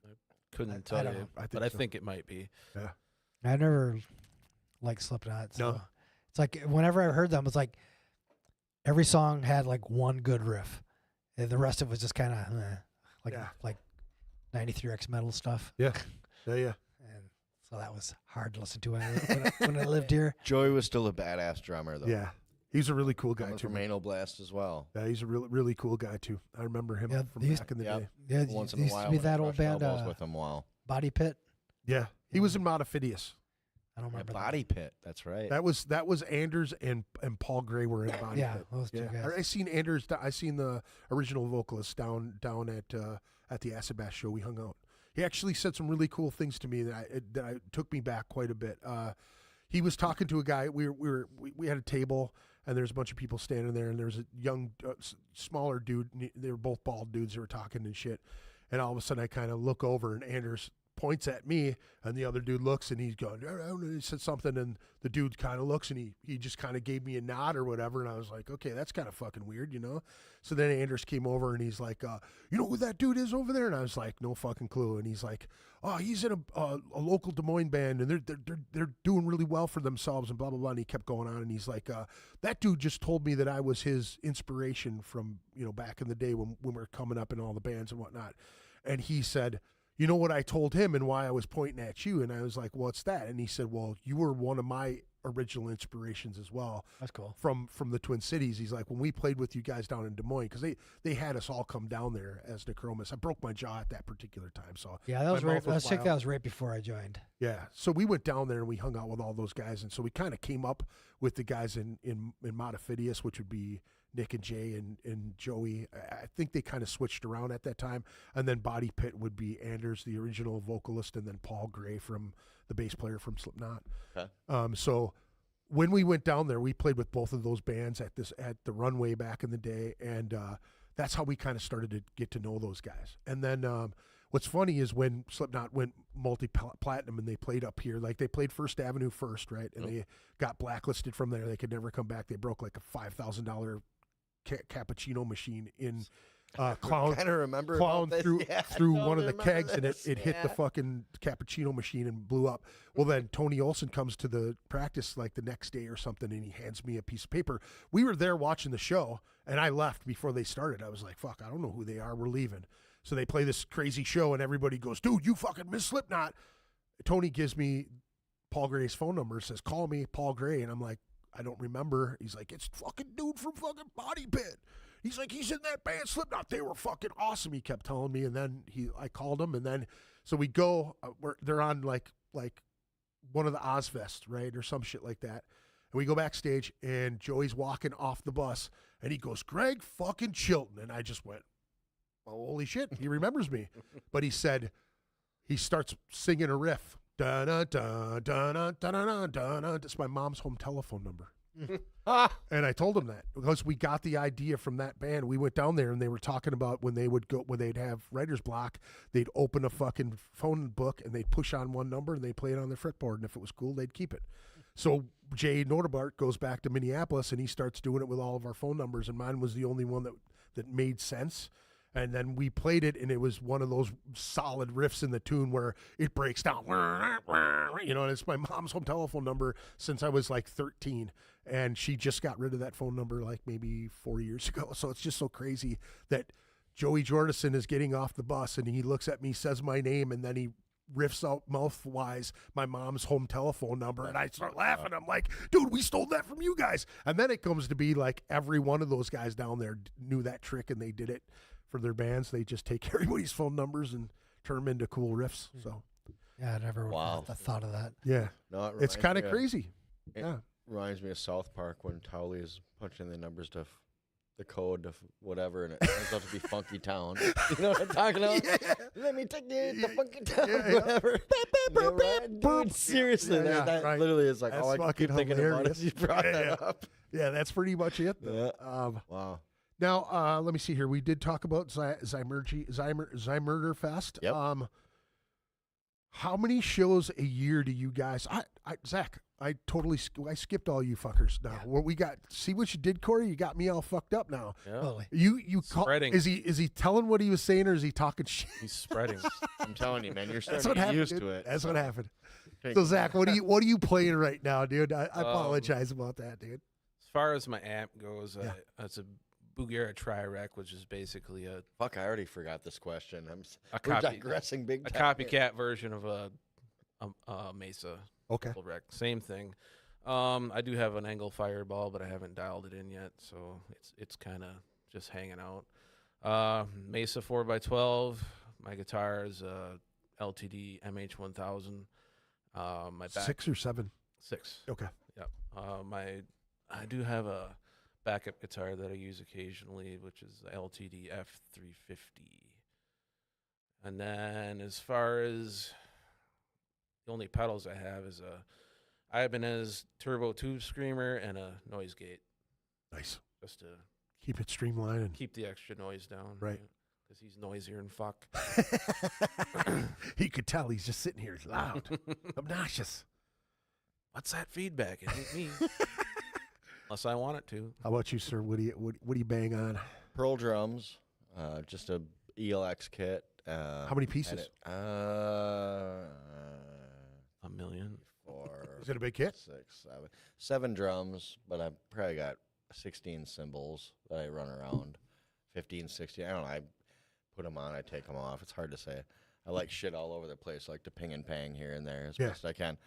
I like Meinl cymbals. I did bring in some pasties from Pasty, however you want to say it, Right. from a good buddy of mine that gave me a really killer deal on some serious nice pasty ones that I'm using, and I love that ride and the hi-hats, but yeah, mostly Meinl crashes. Are they Dynas. the two-tone ones or the pasties of The paste ones that I brought in a Sound Reflections ride cymbal, which is super loud. It's just got the right ping, and the Big bell's bell on it? small. It's got a small bell, but the bell sounds big, which It is what I fucking love. cuts right through. It just fucking, you guys know it. Even when I brought that thing in, I was like, this is my dream ride cymbal.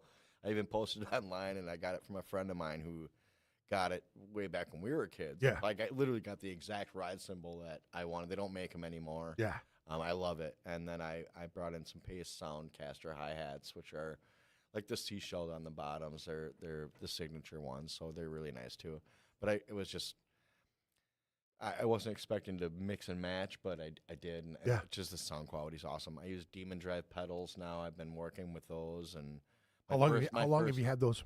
about a year and a half, I'd say. It was definitely a switch from going from chain drive to direct drive pedals, and a long board, versus an actual cut pedal. But Now with the longboards, you can pull back and do the fucking flutter on I it, right? can. I don't do any swiveling or anything, Yeah. but I've definitely learned to pull my feet back. It was a learning process. You guys know it's been a lot different than just stomping your feet on the Right, pedals, and right. really a lot more finesse to it. Yeah. But yeah, I switched to Everflame percussion sticks as of recent, and they're awesome. I love them. I went from Scorpion percussion to those, and I can't speak enough about them. They're awesome, and I know they're new on the market, but I would definitely stress to drummers to check them out. Nice. I haven't And had they're any. awesome.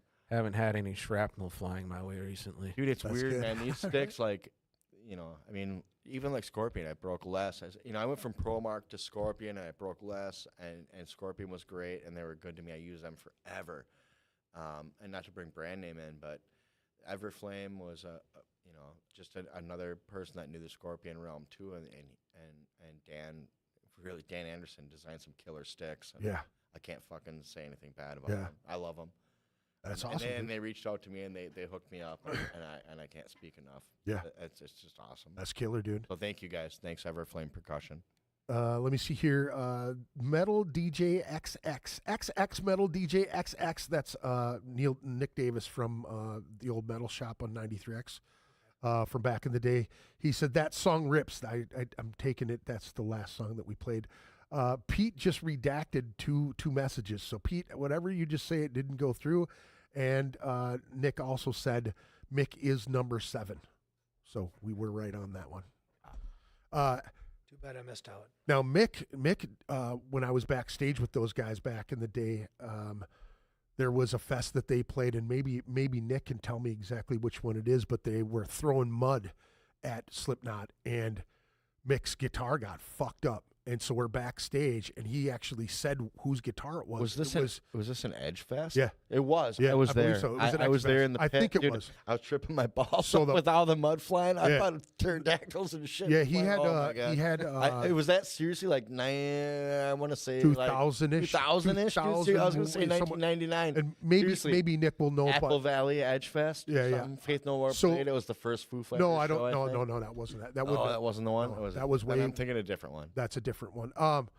But the guitar that got destroyed was a Deicide guitar that he was going to get.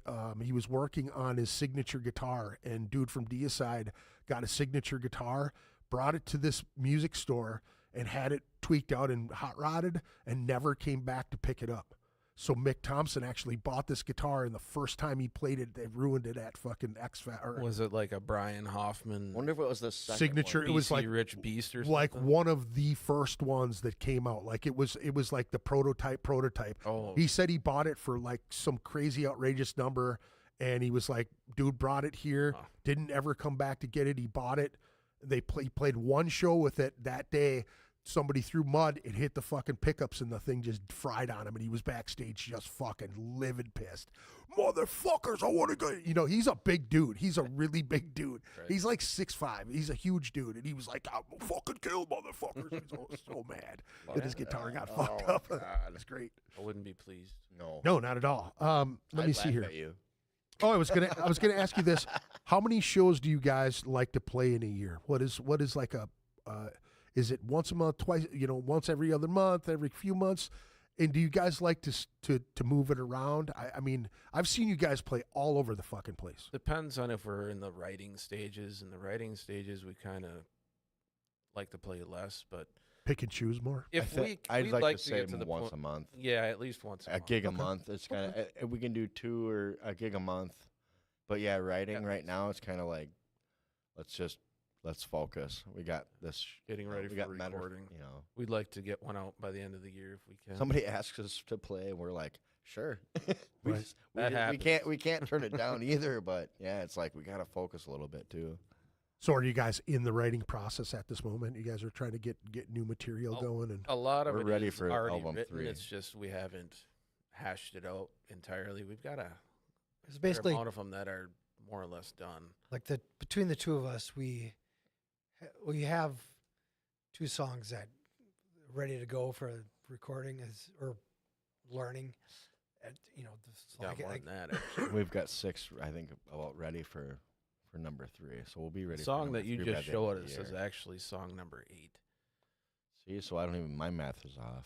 I'm But just a drummer. What the fuck? there's Expect me to- several songs They that give me the sticks, I wiggle, they take them away, I go several home. songs that you guys haven't learned yet. So Yeah, between the two of us, we have more material than we can shake a stick at. But Right. but always writing lyrics is, at least for me, a bit of a hassle. Just try not to stuff that doesn't sound trite Right.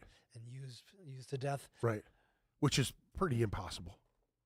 Yeah, He stutters a lot too. yeah.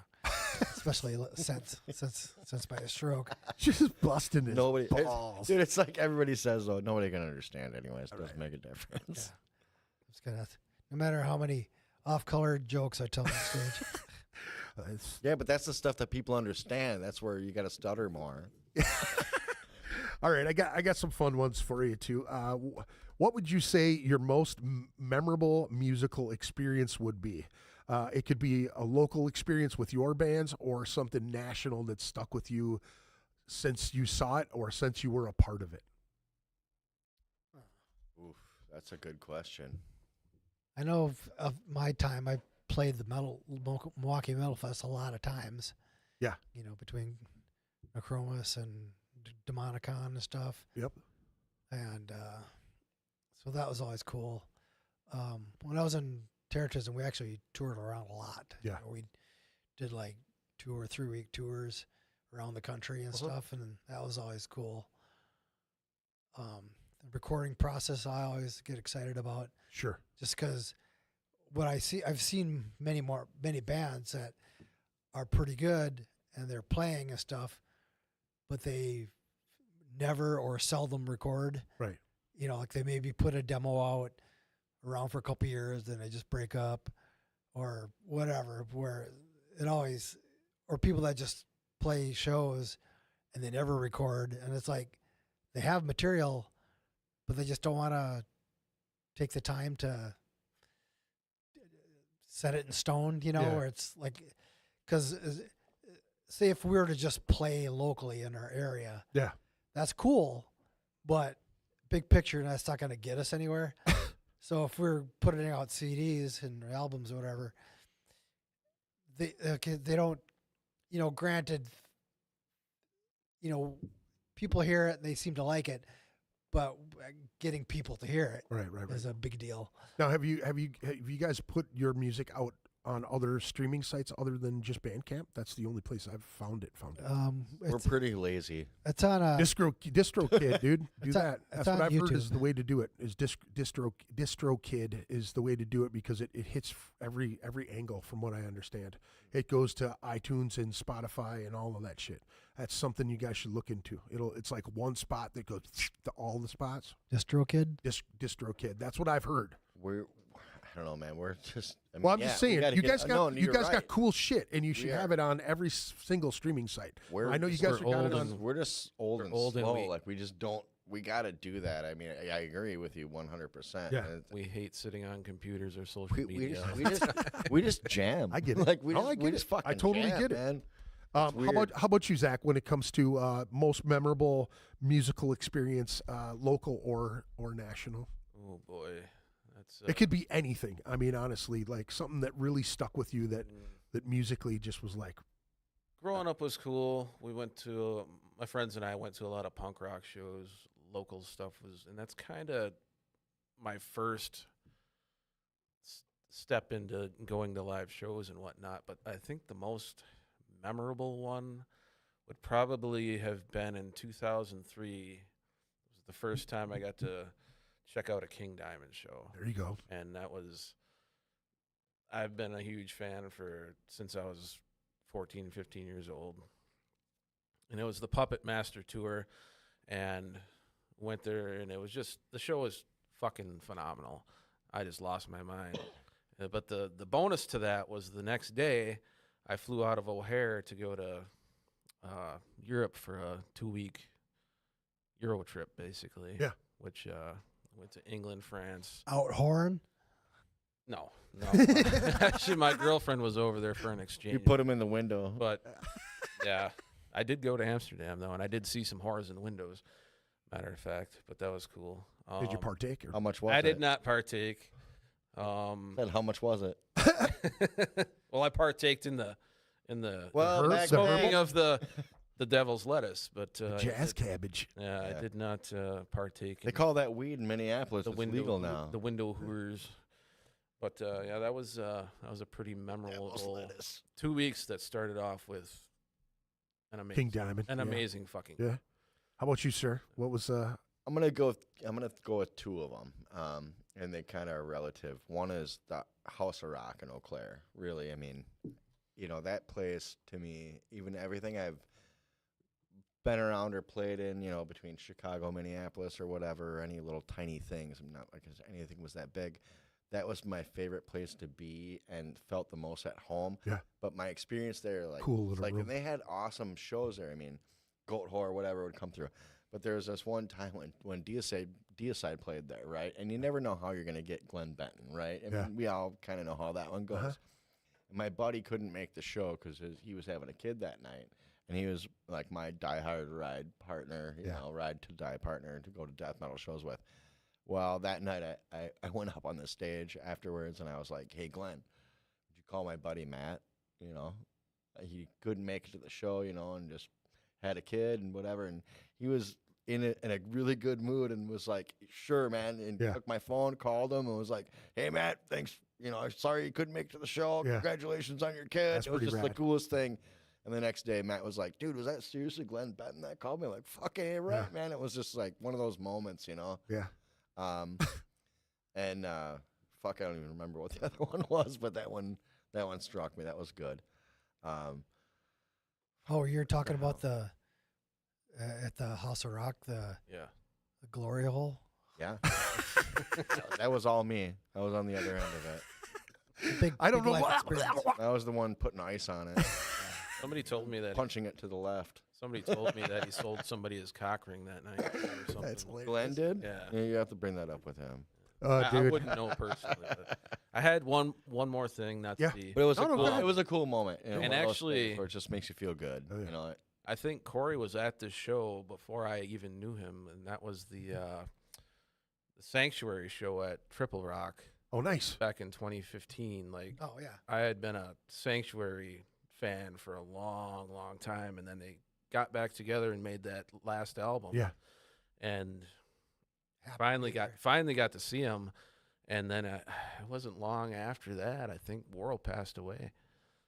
That's a bummer right there. Yeah, yeah. That kind of goes into the next question, which is, what do you guys think are the three biggest losses to metal?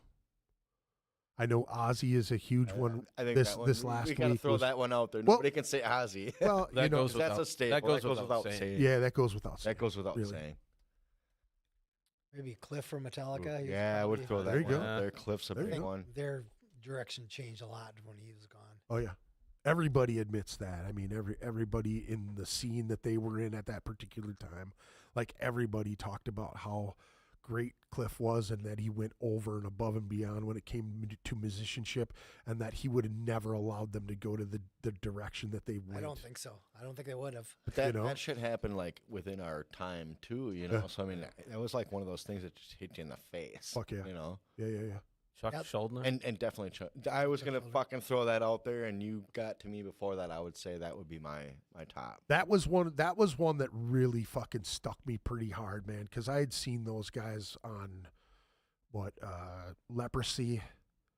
I seen them twice on Spiritual Healing, once on Human, and then beyond that, I seen them periodically from there. But Yeah, And that would be my staple pick. Right Yeah, it was there. like a weird thing that happened when he died. There's some guy that did sound at Station Forest sometimes. yeah, I can't remember his name, but he was a younger guy. yeah, And after Chuck died, he was like practically in tears over it. It's just like, were you even born yet when the first album came out? all right, You know, like I've been listening to them since their first album. yeah. And It's so crazy to me to think that. You know what I mean? yeah, I there's was a lot. listening to like Sound of Perseverance and the last live album, Right. for some reason there's something with that's just haunting to Right. listen to those ones. Right. You know, The other ones were staples, but Well, he's those ones are almost- transitioning at that point too. exactly. His voice was changing. Dude, it really was, man. And those 2 albums, like, literally are I don't know, man. It's just it's hauntingly. Right. Like every album, his voice got progressively higher. Yeah. Well, they said that there was something in his vocal cords. being sick Yep. from being sick, that it was, and all the fighting shit that he had to do, that it stretched him and strained him, that he couldn't do the deeper shit, and he liked the higher shit anyway. Yeah. I know that it was changing. I know in that documentary they talked about that. Yeah, I think they. I never said saw something any of about- it as good. bad though. Even Yeah. that transition, No, that no, no. difference. No. I I saw it didn't all think as so like either. this is just What he's doing. you're becoming. you He know? had the best, clearest death metal voice there ever was when it was coming out. You know what I'm saying? Like, his voice was distinctive as a Yep. motherfucker. You know? You could hear what he was saying. Yeah, exactly. And what are some other ones that you guys can think of that are pretty bad? Like, when it comes to Laurel Dane's Laurel one, Dane, I would say. as is a matter a of big one. fact, that's Yeah. funny because he passed on the same date years later as Chuck. That's Chuck. That's crazy. Same day. That's crazy, man. Back to the yellow later theory. Hmm? They say like Oh, right. all that Hollywood whatever, they die with a yellow later in their pocket. Oh, really? Shit like Oh, that. that's yeah. crazy. The Chris 27 Farley or whatever, like that's this big cult or Oh, whatever, really? you know. So it's like Well, I don't know. speaking of Cliff from Jeff Death Hanneman. metal musicians all have a cat later in their Metallica, pocket. actually played in Eau Claire in '86 Yeah, for about 6 months before he died. Yeah. Which is cool to see him. And Oh, you actually got to see him with Cliff? Yeah. Oh, wow. so I was like, you know, You're talking the Mill Center show? yeah, it was like I was too young they're- for this, but I know of it. They played with Armored Saint. It Damn. was cool. It was Wasn't like Contagion supposed to headline? No, or they not, were- not this headline, but I mean, were you guys at one point going to open that or one, or was that just a Malevolent Creation? yeah, Malevolent Creation and Devastation played. That was at the Brock Cabin. yeah, Yeah. yeah. Like, well, I was way too young. I had barely started playing guitar at this point, but because they were on tour with their Ozzy for the Ultimate Sin tour, Uh-huh. and this was like a 2-week break. Yeah. They decided to just fill it up. Yeah. Doing Metallica stuff. Right. And they came to Eau Claire, Wisconsin for some reason. And Yeah, I got a buddy who's got, Ride the Lightning and fucking Kill 'Em All signed with all the real members, other than That'd be cool. Dave, obviously. Bitchin'. But yeah, Patrick McGovney or whatever the fuck. Oh yeah, that guy. Yeah, but that's pretty fucking crazy. I can't think of off the top of my head, was- obviously. Didn't the guy from 89? Grim Reaper die? Yeah. That's true. Steve Grimmett? Yep. Steve Grimmett. That Died. that was a rough one Yep. too. Or I don't know if you like that band Holy Terror. That dude died a few years ago. Don't remember. They're No, like no. a old thrash band. They put out a couple awesome albums. Actually, they played at the Caboose, playing with Creator and DRI. Okay, It's one of those bands that I never thought I'd see live. Right. But here they came to Minneapolis. And right. They're cool as hell. You brought up Devastation. I saw Devastation in with Forced Entry and Corner Oh, that'd be awesome. in Madison. I think it was Madison or Milwaukee. Yeah. When was that? Fuck, a long time ago, man. Long time Corner. ago. Holy That'd shit. probably been Early shit. 90, 91 or something. Atrophy. No, that was Atrophy, Forced Entry, and Corner. But I seen Devastation. Who the fuck was with Devastation? The Idolatry album? Yep. Okay. But I seen Atrophy. Fuck, I want to say like 5 years ago in Milwaukee again. Yeah, I heard they put out a new album. Yeah. Which I'm curious to hear. Nasty Savage. I seen them guys Oh, both really? fucking I missed 30 those. times since I was a kid. Miss those guys because Yeah. I love those. Yeah. Yeah. Faith or Fear, that's another one that I got to see just recently too, within the last 10 years. Did they put an album Mil- a few years ago? I have no idea. I Not, thought not they sure. did. I love that there's, all these old thrash bands that are popping Coming up back. here and there. It's Yeah, the crazy, man. resurgence of it. Yeah. It's crazy. I did see Ex Hoarder with Acid Bath, and I really was disappointed with Ex Hoarder. Really? I really I was was. just going to say, man. I really was. fucking- And then I didn't realize that God, I love Ex Kyle dude Hoarder. play that he's singing for Trouble right now. I didn't Really? Yeah, that's what I heard. Which part was disappointing? Hey, yeah. The whole thing. Oh. I you know what? The first time that I saw Ex Hoarder at Did they in play the entry, mostly the new album? Or? yeah, it was Yeah. most. But That might. their tone, man, their tone is pure shit. I just Really? do not live. Their tone is the thinnest tone I've ever heard. I kid you not. I used to the Law and fucking Slaughter in the Vatican. Both really good albums, but tone wise, like staples, man. I couldn't do it, man. I really was excited to see Asabath. Like even High on Fire, I wasn't into High on Fire. Last time I saw High on Fire, I was like, these guys are fucking great. Maybe it was because I was so excited to see Asabath, but they were lackluster, and I was really looking forward to seeing Ex Hoarder. I guess I I haven't killer seen lineup it, but the whole I show. just, I mean, that's I know I that's love a those fucking old solid albums, lineup. so. What was that? I'm sorry. I said I don't. I've never heard them live, but I like those old albums. Yeah. Did you guys see or have you heard the new Forbidden album?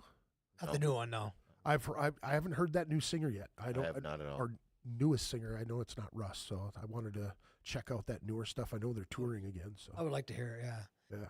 Because Omega Wave was good. There's a lot of good stuff on there. Yeah. I just posted Twisted into Form.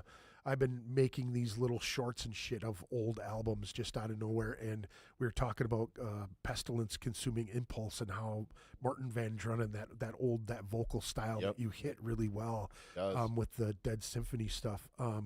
That's one of the albums that I did a little short of because it's one of those albums that I got to see those guys on, when Martin was in the band, and it was like the one. Varsity? Yeah. It was one of the best fucking, I was like, whoa, these guys are great. And then that whole album all the way through, you know what I mean? Some Chronic Infection and fucking all that They shit. played Testimony. That was like the new song. They hadn't come out yet.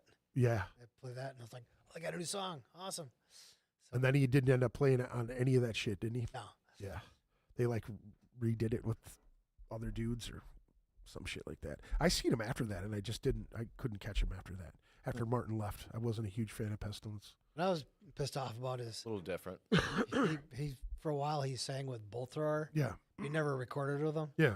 And like I would have loved to have heard that. Yeah. Hear like a new album, but they never did. Another one I did was Unleashed. One of the first Unleashed. I really love that. What is Before the Creation of Time shit? You know what I'm talking about? Where No Life Dwells, I think it is. Dwells, yeah. No life. I think that's that one, right? So it seems like it's the first or second one or something. Yeah. Can't remember, but like, I like those early first couple albums are really good. What do you guys think about this whole Ozzy passing away just recently and all that stuff? Like the impact. Just thinking about how long, since I was a kid, 72, right? He's been here ever since, dude. All the way. I can't think of any other musician in my mind right now that has impacted me so much. You know what I mean? Like all the way through the Sabbath shit, and then his solo shit comes out just swinging. You know what I mean? And you hear all the stories of all this shit and how how he was all fucked up and how I saw Ozzy 3 times in 1 year, and it was I think that was like other than a few other times, I think I've seen him 6 times in total, maybe 5-6 times, but 3 times in 1 year, and it was just like, you remember which in tour? your face, man. There was Ozfest tours, okay. and then there was during the reconnection of the Black Sabbath stuff too. So I saw him, twice with Mike Borden playing drums, and then once with Bill Ward playing drums, also all in that same year. So it was kind of weird. But again, it was just, I don't know, what do I think about it, man? It was just one of those people you don't think you're in the presence of royalty, and you get to see him so many times, and now they're gone. It's just like, holy shit. I mean, I don't know what to say. Dude, how many times you think that cat should have never even made it to this age? You know what I'm saying? You're talking the one that was trying to take his chicken? Just all of it, dude. I just Ozzy. just in general, dude. You know what I'm saying? Like nobody ever thought that he'd make it this I don't long. even know your name, Billy, Buddy, or whatever. Don't take my fucking chicken, cat. You look at the end of that farewell concert where he's trying to stand up. I don't know if you've got. Dude, I actually brought tears. He's I was trying crying. to get up, and he's just like fuck, and he's like leaning back, saying, "Let me stand up, let me stand up." You know what I'm saying? That was rough. Yeah. That was something else. When I went back and watched, because I didn't get to watch the whole show, I was like the time frame fucked me all up. I knew it was going to be super long. Did you watch it after he had passed then? So that's the thing, is nobody thought he was going to pass either, though. And then afterwards is like, holy fuck, now I gotta watch this. Well, and you, Now, not that I have to, but it's like now I want to watch. well, this the whole fucking show. the Holy details shit. of it though, that that they stopped taking all of his medication, so because he wanted to be clear minded to do that. Yep. And he's not taking any pain pills, not any of that shit. And you know what I mean? Like, he was fucked up. Did you see him like the wobble in his legs? He's Yeah. holding his legs, trying to still tap to the beat Yeah. and still singing the tunes. Yeah. And you could see it in his face. Yeah. Like I don't know, man. It was almost painful to Yeah. watch, but it was awesome. Yeah. Dude, Nuno Bentoncourt, that fucking guy, he did an interview after the fact, like the next day, and he did like this radio interview. I sent it to my buddy Nate, because we were talking about Nuno being just a badass guitar player from way back in the day. Even though he was playing poser shit, he was a great guitar player. Is that you know? Enough Xenough or something? No, it was Stream.